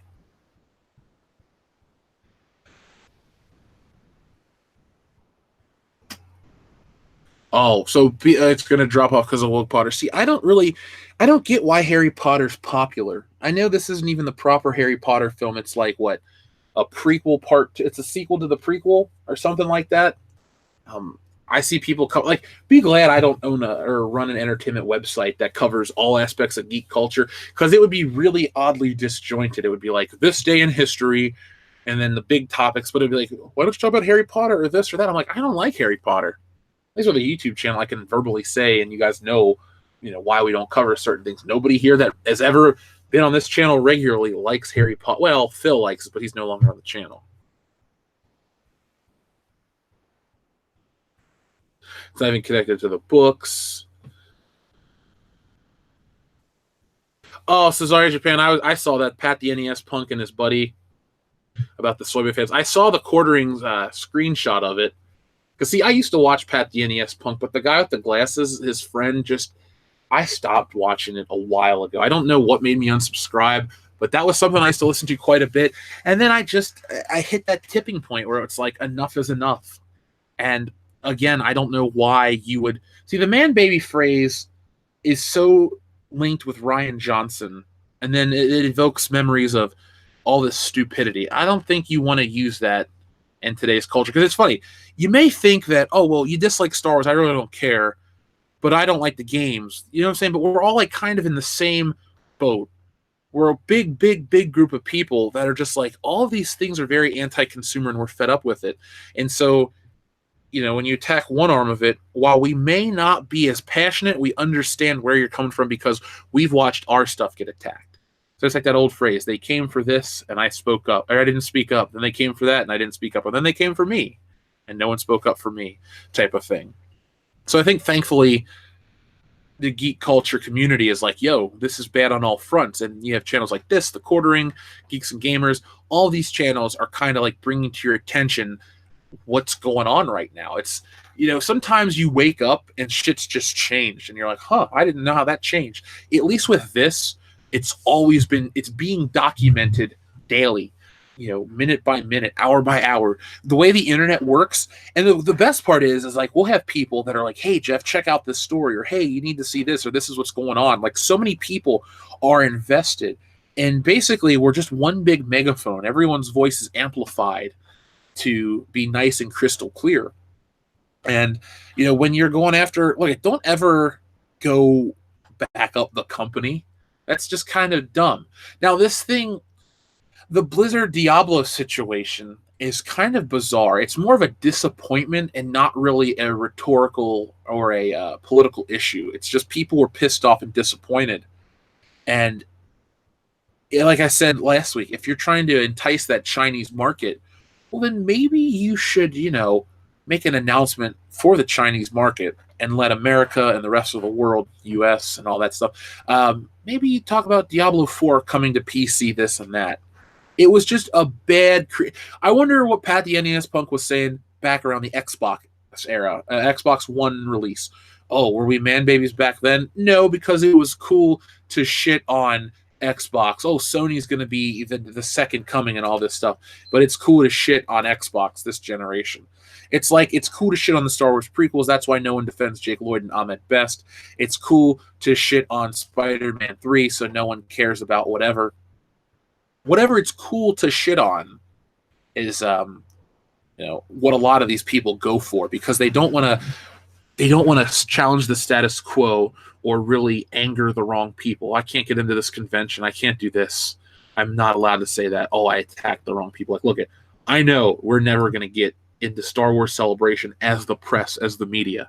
So we buy our ticket, but we have the backing of tens of thousands of people who respect the honesty, and we'll be okay. I'm not really looking to get free tickets for all that stuff. So I got something fun to show you guys. So do we all know about the Flash from Justice League? Some people love him, some people hate him. I was not a fan of the actor. I was not a fan of the humor. I was not a fan of anything associated with Ezra Miller. But now, beyond not being a fan, I'm curious about Ezra Miller, and not in the way you would jokingly think. So, Ezra Miller recently showed up to to a movie premiere dressed as an inflatable bouncy house. And I have a couple images to show you guys. Since you guys keep talking about Harry Potter, look, I'm never going to become a fan, but I do like to talk about stupidity. So let's take a look at this. Anyone that's ever clicked away is going to regret, because this is the funniest thing you'll ever see on Good Morning Pop Culture. So he is dressed as an inflatable bouncy house, or Kylo Ren, or a Dalek. What does this look like to you?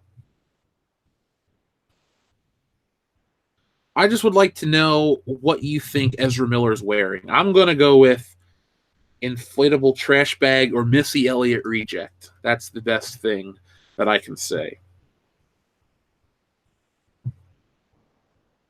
Yeah. Yeah, what the fuck is this? People are going nuts against this. I don't know what it is, but this is not a Photoshop. This is an honest-to-God outfit he wore to the Harry Potter premiere. Tesla coil, test pod from The Fly. He looks like that. R2-D2, a Dalek, the Michelin Man. He dressed up as Dr. Doom from Fantastic. Mr. T's condom. There we go. That's my favorite. My favorite one so far. I pity the fool who dresses as my condom.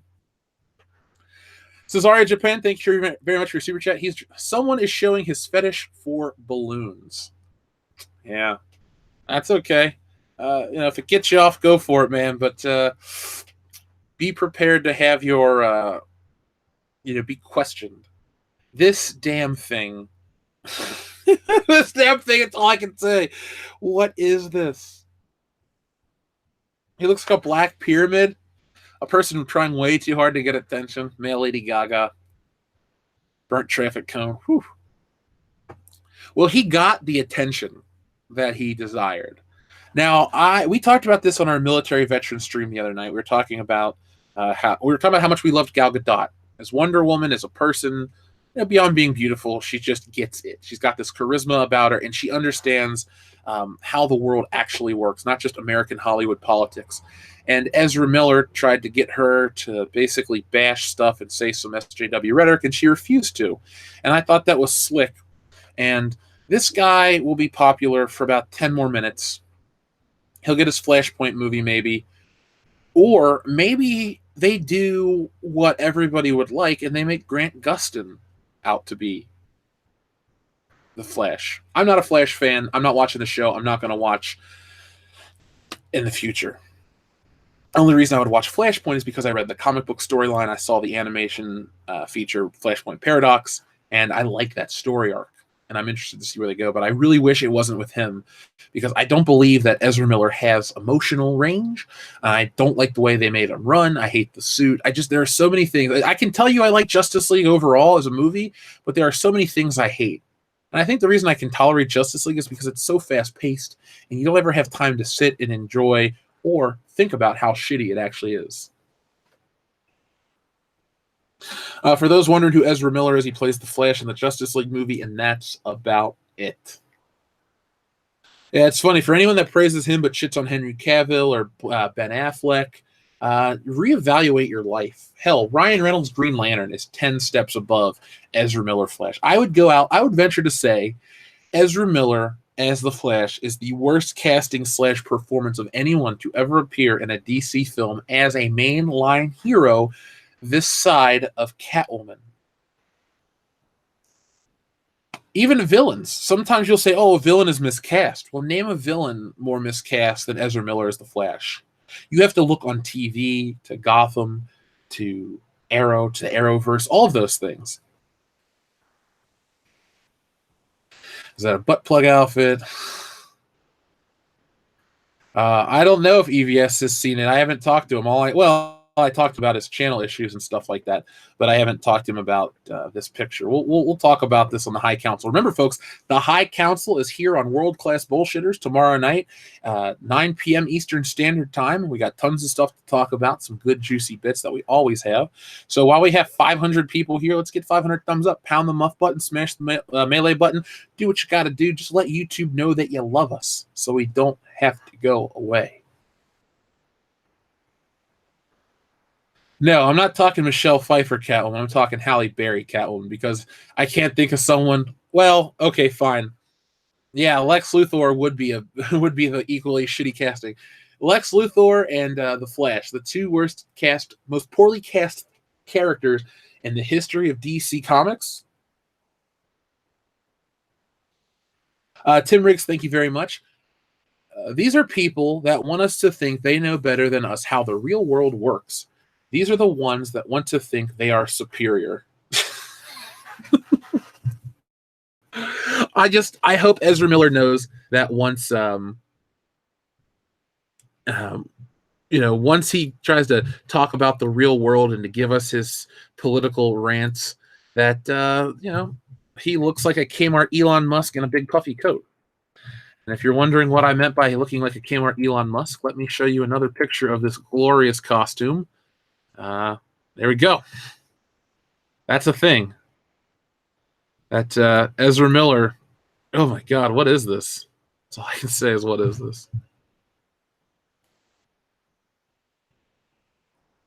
Oh, Jared Leto, a Joker. Oh yeah, I forgot about Jared Leto as the Joker. Jared Leto as the Joker is so bad that I forgot he existed.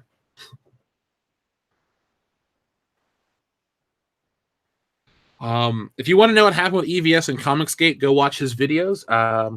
He posted 2 or 3 over the last couple days, so just go check those out. It's better to hear directly from him than for me to try to paraphrase something I watched a day or two ago. Like I said, I've been working on Stealing Solo, so I've been focused on my art, and I really haven't had my head out too much over the weekend. It's been a fairly quiet weekend. I waited around to do the veteran stream, and then I drew.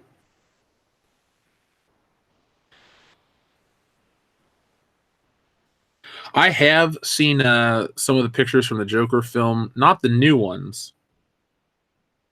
Or not the newest ones. I saw the ones from a couple weeks ago. I've been following that movie curiously, but I'm not that excited about it. Crispin Glover as Joker. That's what I think of when I see the new Joker shit. Crispin Glover is a very eccentric person with, I think, a hot girlfriend. But Crispin Glover, he's only been in about 3 movies that I enjoy. Back to the Future, obviously. Friday the 13th Part 4, which is a guilty pleasure. And then Hot Tub Time Machine, which is a fantastic movie. Wow, Magic Bullocks. That is the nicest way of anyone ever saying that about someone. Michael Rodriguez, thank you very, very much for your generous super chat, my friend. Morning, Jeff. Have you seen the SC Reviews video about Lucasfilm on Glassdoor? Apparently, Kathleen Kennedy's feng shui has driven genuine Star Wars fandoms through this from the studio. Michael Rodriguez, I covered that a few moments ago. We were talking about that. My take, since it was only screenshots that were presented to us, and here, Michael, I'll show you that I actually joined Glassdoor to try to get a look at the reviews. Michael, I find it to be kind of questionable at this point. I'm not going to call out the people that are producing the screenshots liars. I'm not going to call the person who wrote what they wrote in the screenshot a liar. But I am saying that from my standpoint, I was not able to find any information on the website. Like, you can go to the Rotten Tomatoes website and you can look at all the fake scores and reviews. With this, though, I was not able to find that. So I wanted to make sure. Here's the thing. The way the Fandom Menace will survive is not bullshitting you guys. We may be called world-class bullshitters as a channel, but it's just an ironic name. If anything, you're going to get a lot of truth, a lot of passion, a lot of factual information coming down the pipe. So I need to know a little more about it, Michael Rodriguez. But I did see the information. It's only the thing that set me off is it being less than 100% believable, is that it seemed to fall in line with what the Fandom Menace is saying, and unless there's somebody in Lucasfilm that works, there and is part of the Fandom Menace, I just, that's the only thing I could think of. It seems a little questionable. I won't stake my channel on this. I wouldn't stake the channel on Kathleen Kennedy being fired in September either, would I? So no, I won't stake my name, my channel on all these rumors yet. I will present them to you guys, let you make up your own mind. But officially, I can't call for a boycott for episode 9 either. I'm in the public eye about this stuff, so I have to maintain a level of respectability, because that's the thing that hurts the people that hate us the most. I don't go out and make these absurd accusations and then they don't become true and then they can laugh at us. No, I play it safely to a degree, and then my critiques are razor sharp at times. So, yeah.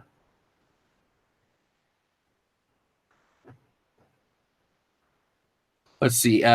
Gamepad says, I caught a video of Mecha Random 42 covered that, and I saw it with my eyes. Oh, okay, so it was on the website. There we go. Well, hey, if she's got a video of it, then I'll watch that, and then I'll talk about it. Because like I said, Michael, not to shoot you down, man. I just want to make sure to cover my ass to everyone's ass here at the same time. We just want to make sure that they're legit. But what would be interesting is I'll look at Mecha Random's video, and then I'll do some screenshots. Maybe, you know what? Her and I have wanted to work together before. Maybe we'll do something about this topic, and then she can get a bunch of new subscribers, because she puts out great, great content. Shano Cyber9 Avila, welcome back to the channel, my friend. What did you miss? We talked about the Disney Plus streaming service, which Doesn't look like a plus, but a negative to me. And then we talked about the Lucasfilm bad reviews on Glassdoor and how I think they could be bullshit. But since Mecha Random 42 has video footage of it, well, then I'm more likely to buy into it. But I'm coming in at the ass end of it, where it's been removed, maybe for legal reasons, like Tim Riggs says. So there's more than meets the eye with all of this stuff. We'll have to find out together more. But a lot of people are, really curious about this Lucasfilm thing. Trust me, guys, Lucasfilm will eat itself alive if these are former or current Lucasfilm employees that are posting their displeasure online. Not to sound too conspiratorial, but what if they unite and they, I don't know, contact me or Jeremy or Ethan, and they can prove it, and they're just like, hey, this is what's going on at Lucasfilm. Like, if anyone's out there and wants to contact us and can prove you're legit, well, then damn it, I will hear your story and we'll make some content. But the people out there, like, what if, they're fed up with this shit and it starts to backfire on Lucasfilm? What if this toxic culture, it's like Lucasfilm is performing for an audience of 10 people, Kathleen Kennedy and the ladies in her story group and some of the weaker guys. And then we find out that other people are alienated on the inside. This could be the greatest story ever told about a production company. Maybe we'll raise a GoFundMe and try to do a documentary, and we'll follow Kathleen Kennedy and try to get her a statement and all of this stuff. And we'll see, the demise of Lucasfilm as a community. We'll hire Doomcock as a narrator, and Ivan can edit it. By the way, folks, make sure when you're done with this video, you check out Ivan Ortega's Last Jedi recut. I'm going to be working on a video about it for this week. I know it's a little late to the party, but I want to talk about it and have you guys hear my thoughts. Ivan's a fantastic editor, a good dude, and a friend, and he deserves all the growth he has received over the last couple of days. If it all backfires on Kathleen Kennedy, would it be enough to get her to be fired? No. Well, publicly, no. She won't be publicly fired ever. It's always about the optics with these companies. And no matter how much you like it or hate it, right now, it is trendy for... you really can't have a woman get fired publicly, because it would make them look like a bad company, a sexist company. And they can't afford controversy before Episode 9, the new Disney park with Star Wars Land, the new streaming service. Like, Disney has to be on their best behavior publicly. So there may be a lot of blow-ups behind the scenes, and all these things may go on down the road, or behind the scenes down the road, excuse me. But I don't think we're going to get more public, stupid statements like J.J. Abrams, if he's smart, and he's not, so this will probably happen. But we're not going to hear, you're intimidated by women if you didn't like Episode 7 or 8 or 9. You're not going to have those things, because like, the end of this decade is a big turning point for Disney. It's like, I wasn't following Disney in 2000. I was watching wrestling and doing my own stuff. But Disney in 2009 acquired Marvel. I remember I was on my way to college, junior year of college. And I remember getting the phone call from this guy I used to hang out with. And I looked into it, and it was real when I got to college, and it was like the big news story. And then, so for the last 10 years, they've been acquiring. And then they've basically been taking, like Tim Riggs said, they sucked the flavor out of Star Wars. They're doing it with Marvel. And then from 2020 on, it's Disney's, Marvel's this. Because you ever notice, like, if you go to, I don't know if anybody actually buys Marvel Legends figures, but it'll say, like, Marvel's Cyclops or Marvel's Spider-Man or Marvel's Punisher on the box. They're really heavily branding that. So it's like, when you see the Punisher, it goes to Marvel. Okay, I get that from a business standpoint. But then my guess is that the next era is going to be Disney's Punisher, Disney's Spider-Man, Disney's this. To take away the Marvel brand, and now Spider-Man is much like Buzz Lightyear. They just hang out together type of thing. Let's see. Not unless they're also letting Frank Marshall go. Highly unlikely. Where he goes, his wife KK goes. Yeah, but she wears the pants in the relationship, so she can... I really think they should both be gone. After what they said about George Lucas not being allowed anywhere near Indiana Jones 5, I thought to myself, what the fuck? Where's Spielberg and all this? Step up for your buddy, Steven. She'll get her golden parachute. Of course. Kathleen Kennedy will retire a very rich woman. She already is a very wealthy woman, but she'll retire wealthy, and she won't have to do very much. She got to where she is. We don't know. Could be through hard work. Could be through the Title IX thing that she talked about herself publicly. A lot of questions about how she got to where she is. But we do know that she's good with money. She was good as an executive producer, but not a hands-on producer like a Lauren Schuler Donner. So when people critique Kathleen Kennedy, at least here on this channel officially, not the fact that she's a woman, it's that she's just not good at what she does creatively, and she surrounded herself by bad people. Tim Riggs, thank you very much. It's adorable you think they can show restraint for a year, Jeff. Love your optimism. Star Wars Celebration alone should be a shit show. Well, that's why we're going to be there to cover and report on everything. That is our, like Tim, when you met me, that was our first appearance as a channel. The High Council's first appearance will be at Star Wars Celebration, and we're going to be filming everything. We're going to need to know what goes on. There are little bits here and there that show how Lucasfilm and Star Wars have officially removed themselves from fan podcasts and fan channels and stuff, and they're slowly trying to move away. But I think when Disney has a bigger plan, they're just trying to wait it out and dupe people. So my optimism is not necessarily optimism. I don't want them to show restraint. I want them to show how depraved they are. You know, a Hollywood full of deplorable people, if you will. I'm waiting for the dam to break and to see all this stupidity to leak out. But I don't think that it will. I think it'll be very quiet, because I don't think a lot of these websites will report it either. I don't look at Deadline or anything from the Gawker Company or Screen Rant or any of these companies. I don't look at them as actual journalism. I look at them more along the lines of like entertainment reporting with a spin, with a twist, if you will. Instead of saying, no, don't be stupid, they will be stupid. They will treat us like we're stupid, and they won't cover certain things. There will always be an opinion piece to cover the ass of the big company, the advertising-friendly company. So that is my guess, Tim. We'll find out. You know what? If I'm wrong, when we meet, I'll buy you a beer. How's that? Cesare Japan, thank you very much again. Just realized something. Defunct Land and Rob Plays have shown failures of Disney come every decade or so on their videos. The 90s have had it, or had its share of flops. Could the 2010s be the next dip?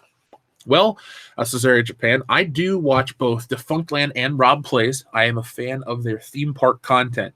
If you guys are looking for something to watch that I recommend, it would be Defunct Land and Rob Plays. You talk about like, you know, I look at our channel, like, man, we went from 10,000 to 75,000 in 11 months. That's awesome.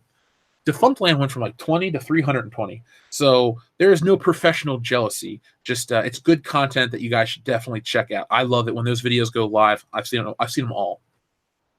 Disney has had many failures, but it seems like a lot of their failures from those two perspectives are like the theme parks and Michael Eisner, and they keep pushing the Michael Eisner narrative. Now, I'm not accusing Defunct Land or Rob Plays of being Disney shows or anything along those lines. Not at all. But they do play in the camp of it was Michael Eisner this, Michael Eisner that. And a lot of those failures come from that. I guess the last production failure, would that be John Carter? Was it 2012? That was a big flop. You had your Tron, you had that. But I think that has caused Disney to try to go for surefire hits every time. That's why they buy these properties. They are looking for a failure soon. I wish it would be their streaming service or this acquisition of Fox when they try to bring in X-Men and all these other things, and they just get too I want to say too woke. But the thing is, X-Men has always kind of been a progressive thing. So, you know, having Storm lead the X-Men on film wouldn't necessarily be, and an SJW move would be, well, this is what it was like in the 80s. Do I think Cyclops should lead? Of course I do. Traditional X-Men Jim Lee era would be really cool to see on film. But if they start changing like the race of Wolverine or Cyclops or Gambit or any of those things. See, X-Men is not the franchise to fuck with for diversity's sake, because there's gay characters, there's straight characters, there's aliens, there's mutants, there's black, there's white, there's every other color, there's British, there's American, Canadian. It's already a diverse thing. All you got to do is you got to pull from your crew of X-Men. Don't go for the most marketable ones and then make them, black or something. No, you go for the most marketable one, and then you sprinkle in a couple ones that you're trying to send a message with. X-Men can be smart and can be better than a lot of these things, but they don't see it that way. They won't see it that way. They'll look at the landscape as produced by these comic book websites, because Comic Book Resource or comicbook.com or Comic Book Movie will say, why we need a black Wolverine in 2022 or some dumb shit like that. And they're like, well, James Howlett can be this, that, and the other. It really has never said that he's white. It's like, I guess you people are blind because he's been white the entire time. Those are the types of things that these companies listen to, and then they just hide behind their moms like, oh, they're racist because they don't like our ideas.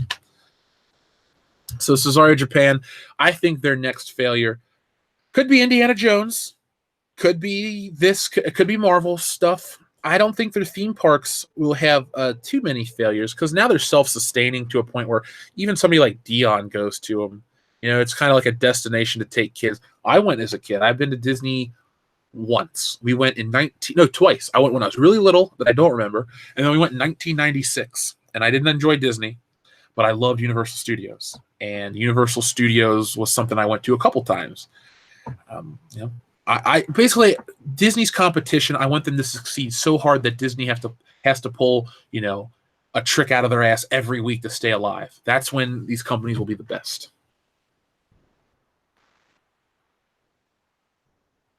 Why do you think Lucas recommended her to Iger? And again, why is she still on for 3 more years? Iger equals still hungry. I don't know why Kathleen Kennedy was offered the job or given the job or whatever. Maybe she's got some stuff on Lucas. Maybe he honestly thinks she was the best choice. Maybe she does have good ideas behind the scenes. It's just not the creative ones that she's allowed. I said this before. I think it's basically because she tries to buy these directors and the directors suck. And then the ones that she kind of squashes are the ones that actually had something good to do. Sarah J. Longstroke. Did everyone forget about Star Wars Resistance? Nobody ever forgot about Star Wars Resistance because nobody ever was really into it in the first place. But if you're looking to that as the failure, I guess critically, and with the fans, it's not really a hit per se. We got to see, will we see Star Wars Resistance merchandise? Probably not. Well, we might see some at Toy Fair. Because have there been Star Wars Resistance figures already out? I don't think so. They're not out. I know that. That Holdo figure I showed you guys months ago still is not out. I wouldn't be surprised if that's a prototype that never gets released officially unless they've announced a date.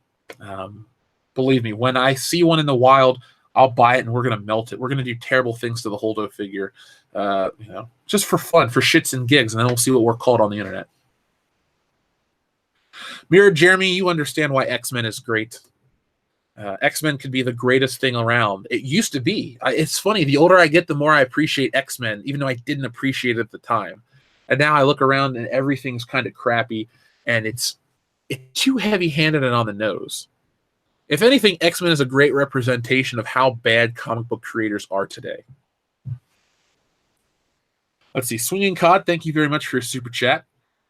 They will never fire Ezra Miller. They got too many woke points for announcing he was the first openly queer actor as a hero when they cast him.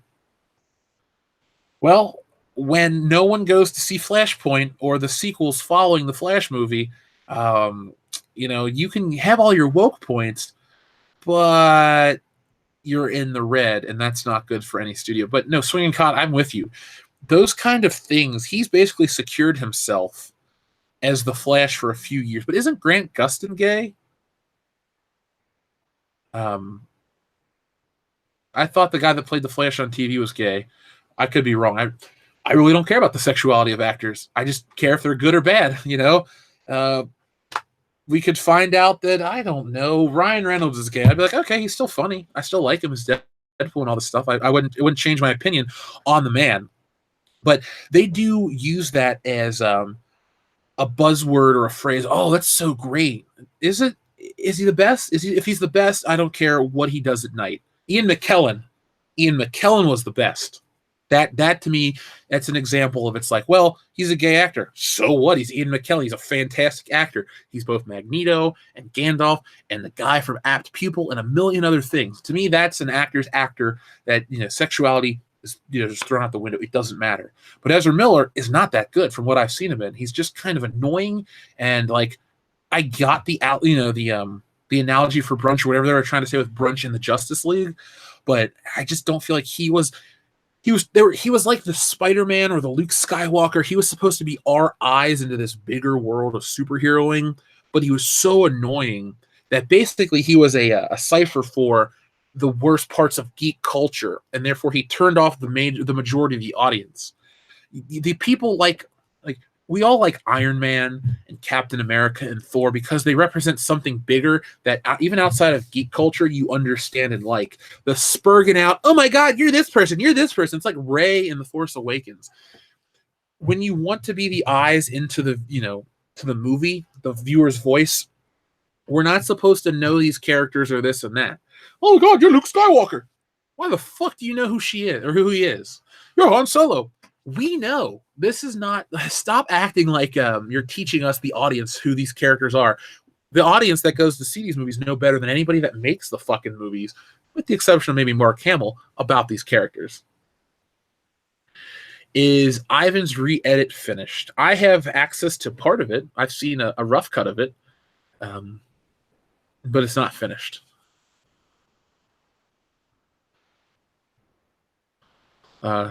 Okay, so Grant Gustin isn't gay, but some of the co-stars are. Okay. It doesn't matter either way. I always thought the guy on TV was gay, as well as the one that played him in the movie. Oh, well, I was wrong. It's not a big deal. Let's see. He's engaged to a woman. Cool. Like I said, I was wrong. I didn't know. I don't watch the show. I don't particularly like it. But it's better than... What is it better than? I don't know. I'm not going to watch Batgirl or any other Arrowverse show. But it's nice that people out there enjoy it. Believe me, if I had control of all the geek culture stuff in the world, Spider-Man would be on TV as well as a movie. There would be a season of Punisher every year. There would be more Daredevil. Well, more. There'd be one every year. Luke Cage and Iron Fist would team up. And if you want to talk about politics, you do it from both standpoints, not just one. Jessica Jones would be less preachy. It would kill off Patsy Walker. Over on DC, we'd bring back Batman the Animated Series. We'd get a group of hungry individuals. We'd get Paul Dini and all the guys that ran it back in the day. They're the bosses. They get final say. And you know what? You get all these hungry artists out there that want to prove a point. We keep the same animation style, but we do it in 4K, beautiful high definition. And we tell these great, impactful stories. We keep the same voice actors. We take Batman to new places. We push the envelope. We try to make the definitive version of every character. It's not enough to just have like one or two good shows and then the rest are kind of and schlocky. Everything would be good. We'd be firing at full cylinders all the time. And everybody, I would hope, would enjoy it. That's all I can say is if that is what would happen if I ruled the entertainment world. Everyone would be working their hardest. No more you don't get bonus points or brownie points just because it's inclusive. There would not be a quota for this or that. It would just be make me the best damn movie and don't preach. Make it good.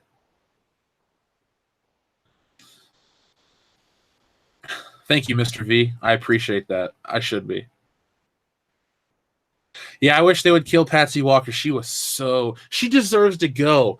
Like, okay, in the new Halloween movie, there's this little kid who accidentally shoots that Dr. Rathka, whatever his name is. Then Michael Myers kills him. They usually don't kill off a kid character or a fairly innocent character unless they've committed a crime or done something. So they usually have these like, oh, this character will do something. Now we can kill him off and feel justified because up until then they're kind of innocent and it ruins whatever. Patsy Walker killed Jessica Jones' mom, ruined what's-his-name's life, did all these terrible things. She is a shit character, and I cannot wait to see her die a miserable death. As a character, the actress, go live happy. I don't give a shit what you do. Would I rule the gaming world too? Yeah. Sure, I can rule the gaming world if you want.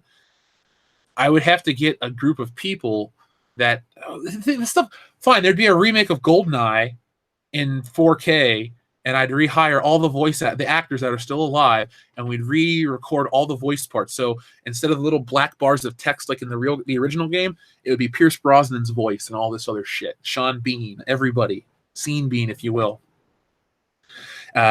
That'd be my first thing. And yeah, we'd have all kinds of original games and great concepts. DLC would be a thing where you get a complete game and a complete story and constant patches and upgrades and updates for free. But if you want DLC, new weapons and stuff, you basically can't buy your way into being a good player. You got to earn that shit. There needs to be a nice balance. And then games come complete. No more, oh, this is the story for now. There's all kinds of things I'd do. That'd be a lot of fun.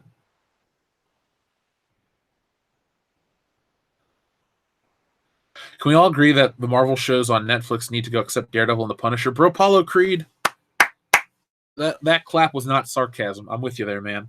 The other ones, 2 of the 3 that need to go are gone.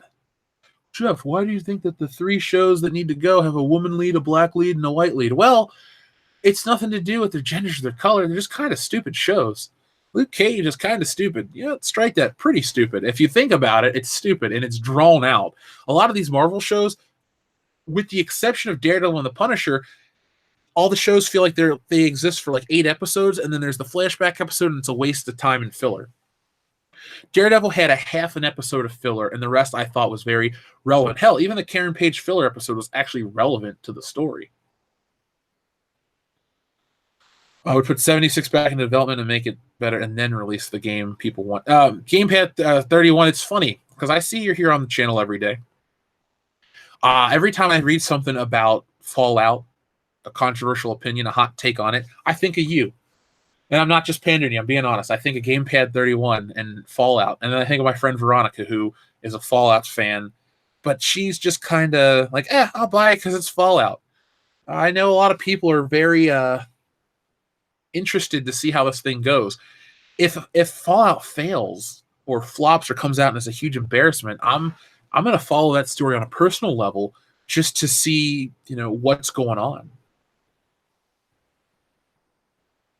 Hey, Jeff, sorry I had no idea there were issues between Jeremy and Anti-Trekker, but was told to suggest Anti-Trekker in November. Still, I like them both. I didn't know they had issues either. I don't know. I know there's YouTube channels that dislike me. I don't give a shit. I just keep making videos. It doesn't affect me at all.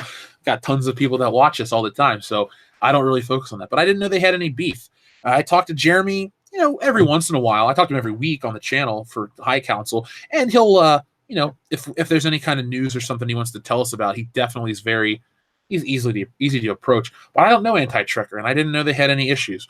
But I do know that Jeremy doesn't really hold grudges, so I'm sure it'll be okay.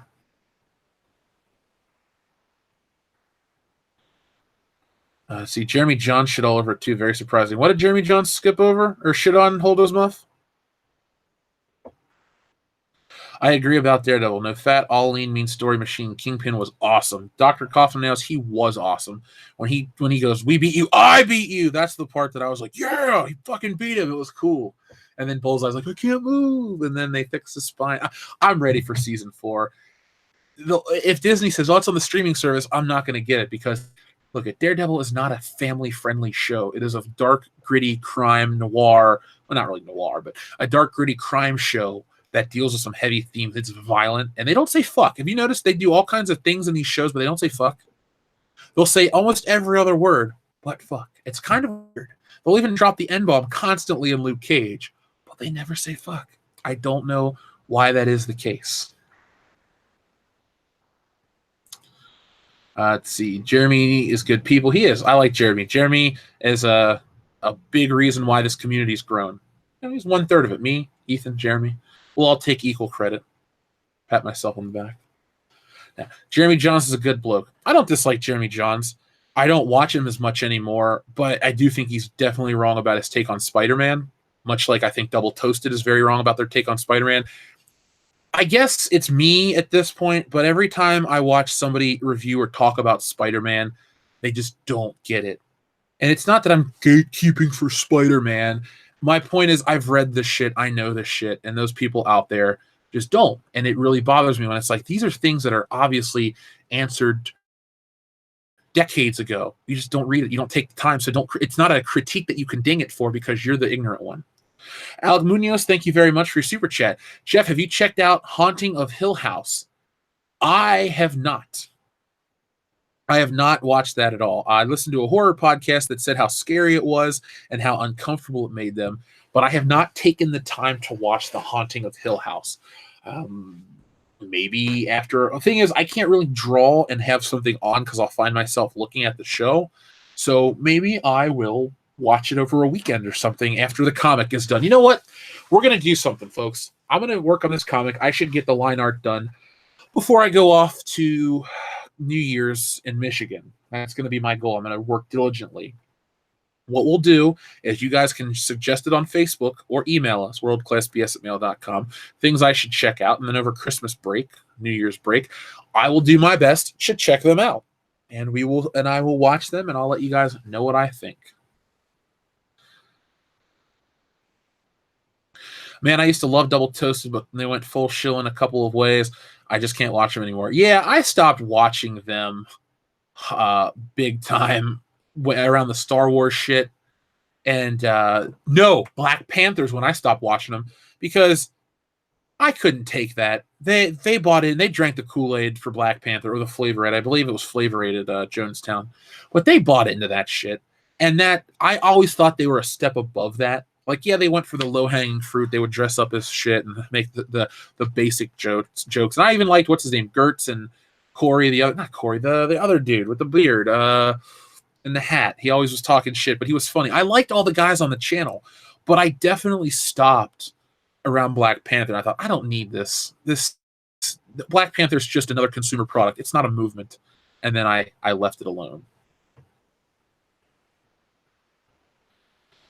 See, I haven't watched season 2 of Castlevania yet. I watched season 1. I thought it was incredible. I might actually watch that sooner than later because I do have lunch breaks. Let's see. If there's another Deadpool sequel, the sequel may...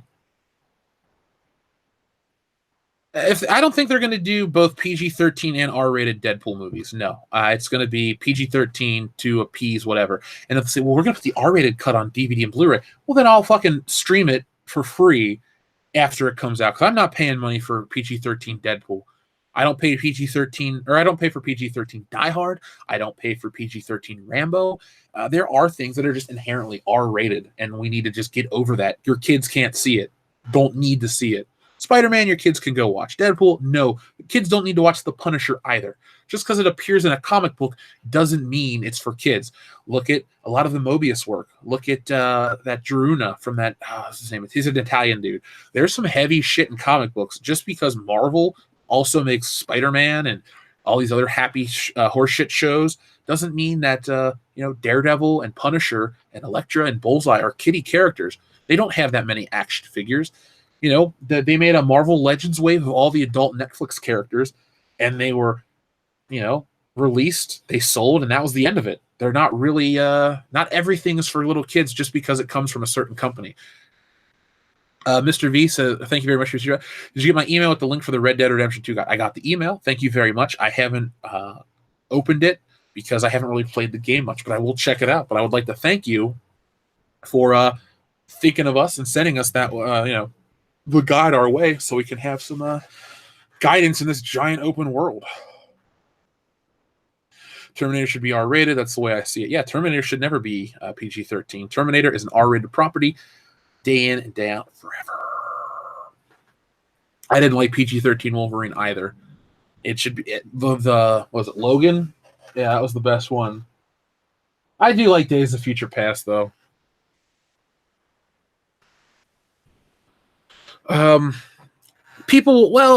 Disney could create an R-rated label. They have Miramax. They had what's the other one? Hollywood Pictures and something else. They just Touchstone, I think, is Disney, or at least Disney acquired. I don't think they'll put it out though, because they're not worried about. They're building brand. It's Marvel's Deadpool. It's Marvel's this. It's Marvel's that. And when Marvel's character goes and does terrible things, then these stupid parents will think all these characters are terrible, and then they can't risk that. So they'd rather us bitch about it online and then not see, lose 2%, and then they think all these kids are going to go, oh, he's still funny. But Deadpool is just not really your kiddie friendly franchise.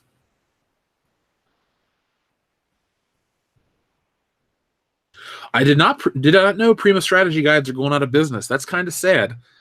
Kind of foresaw it though, with the way the internet works, and you can get all this shit for free. User submitted guides. They really are. They have become obsolete, sadly. But I do have many good memories of those Prima strategy guides.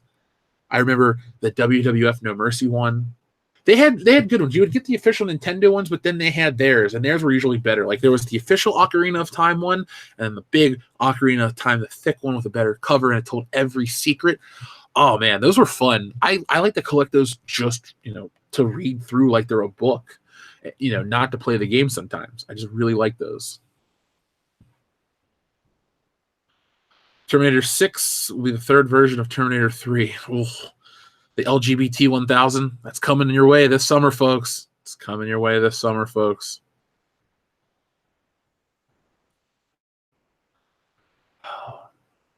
So I'm torn. Tonight, I kind of want to go see Batman Mask of the Phantasm in theaters. I missed it in the initial run 25 years ago, but I'm an adult now. I have a car and money, and I can go see it if I want. And I'm torn. I own it on Blu-ray. I own 2 copies of it on Blu-ray, but I want to justify going to see it on the big screen. So press 1 if you think I should go see it, and press 2 if I should just watch it on Blu-ray.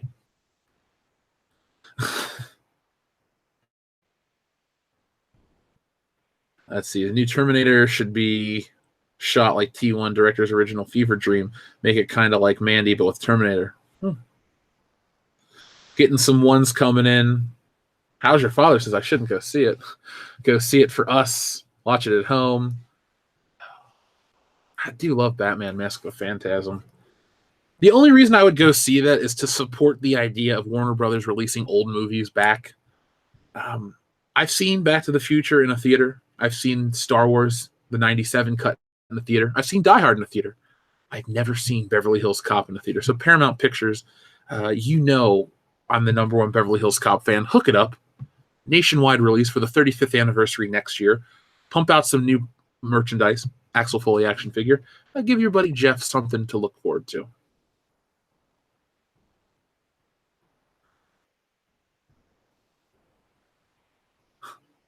Just saying, if you want to have a beer and take a piss, then pause it at home. It's a theater, you miss out. True. But I don't have a good surround sound system in my house. I'm using TV speakers, no sound bar yet. Once I move, then I'll get a nice setup. But until now, I'm an arm's length away from a TV. That's me hitting the TV. So it'd be like looking at it on a computer screen if I had to watch it at home.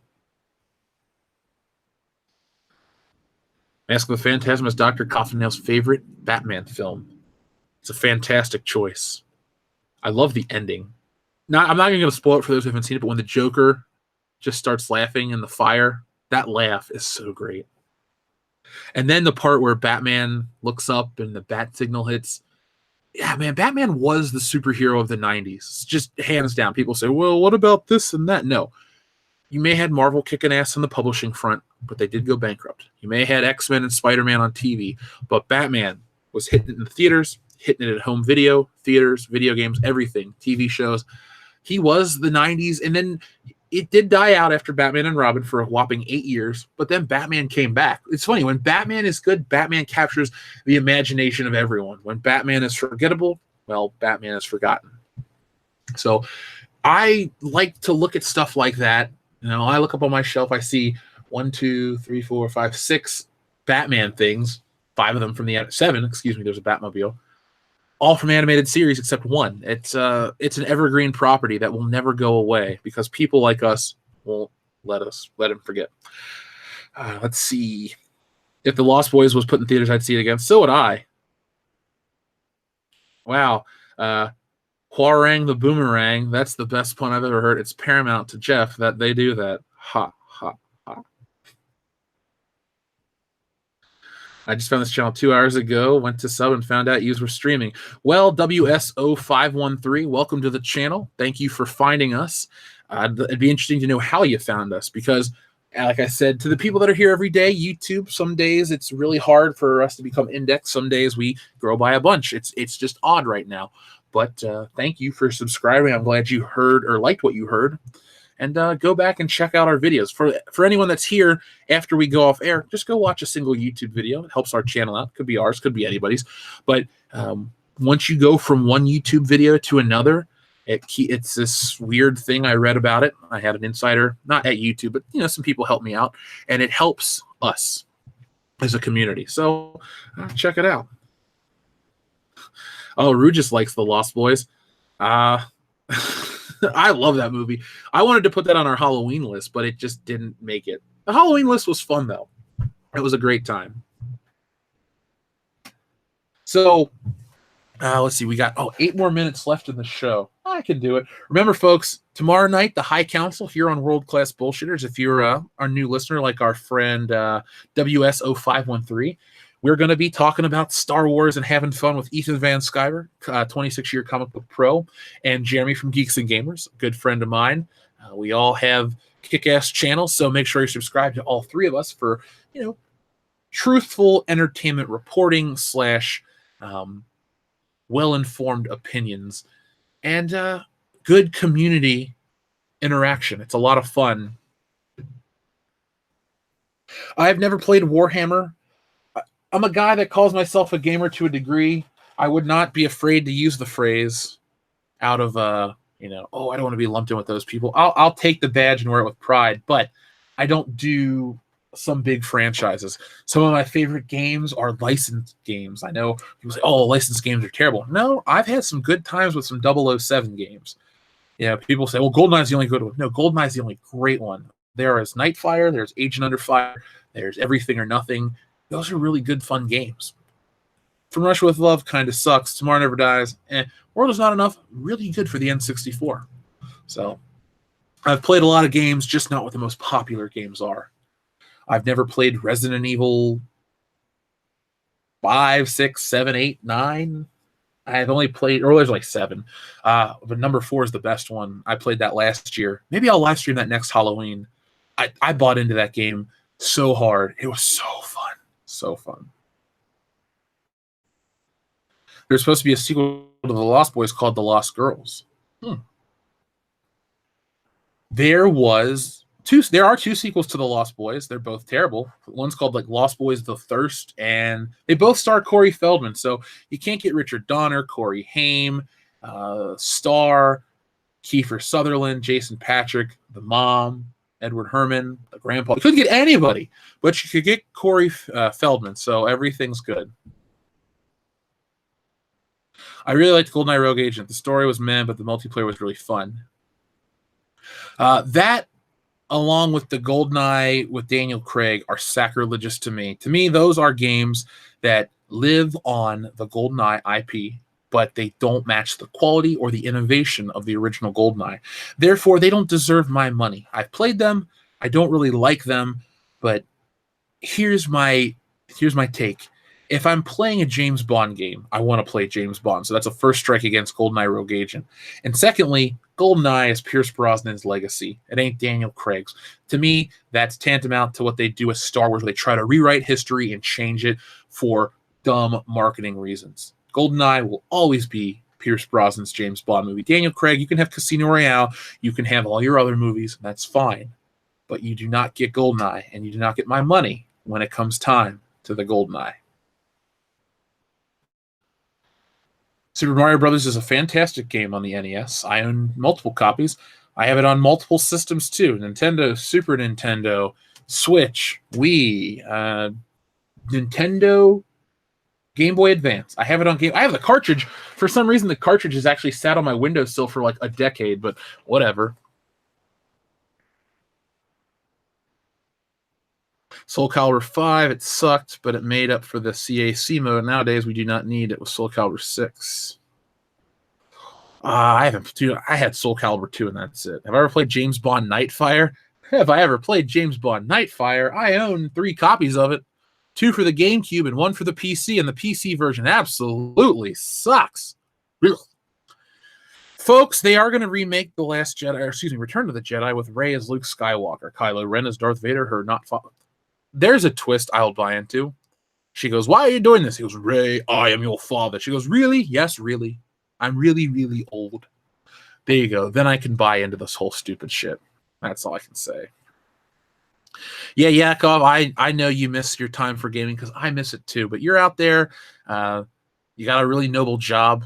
You could spend time with us the other night, which was awesome, by the way. Thank you for everything.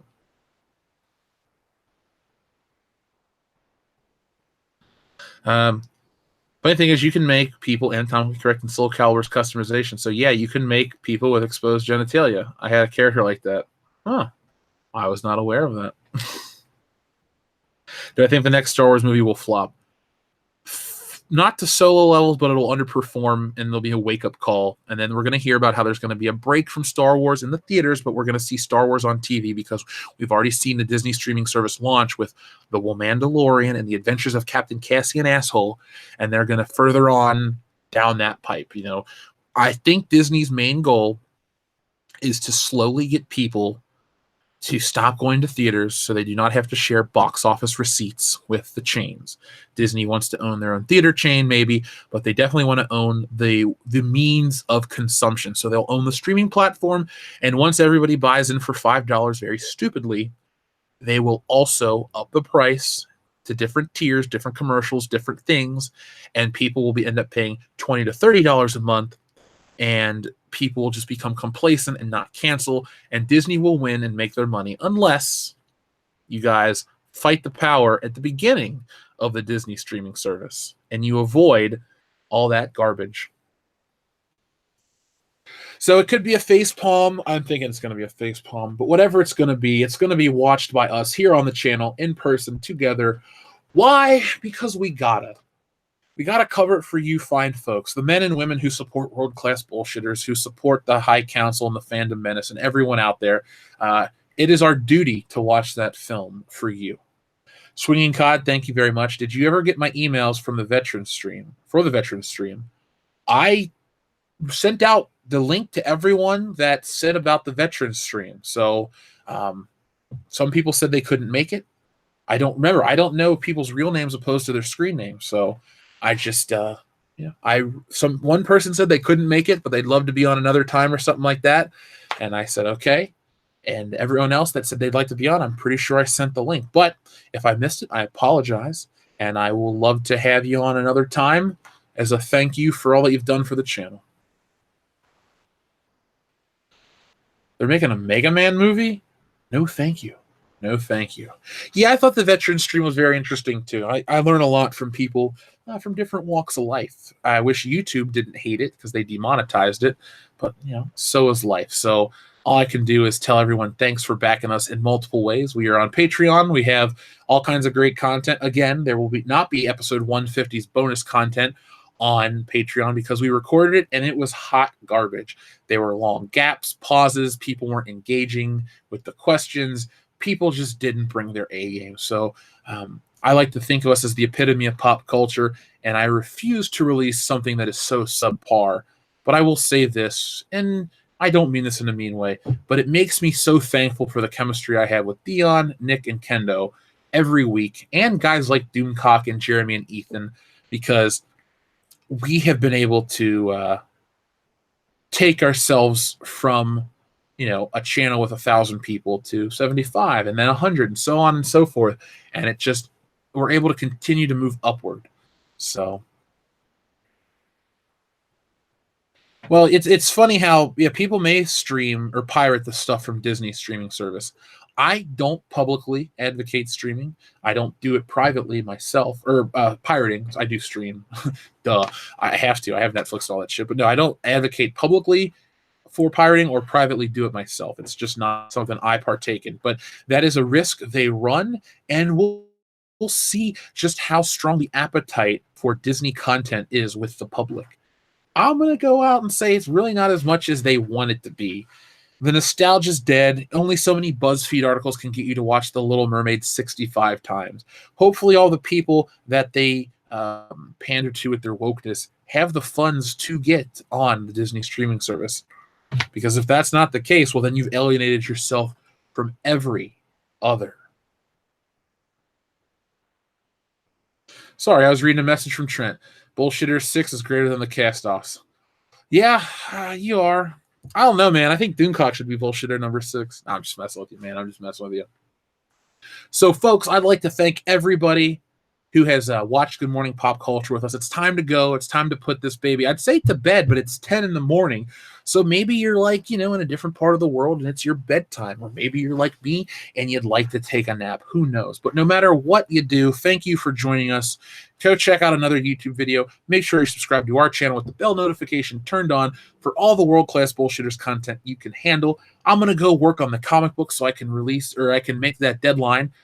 That's fine. I love to do comics. We have a super chat from Observer Dude that says, have SJWs ever tried to have your channel removed? I don't know, because I follow all the YouTube rules. I don't, there's really no reason to.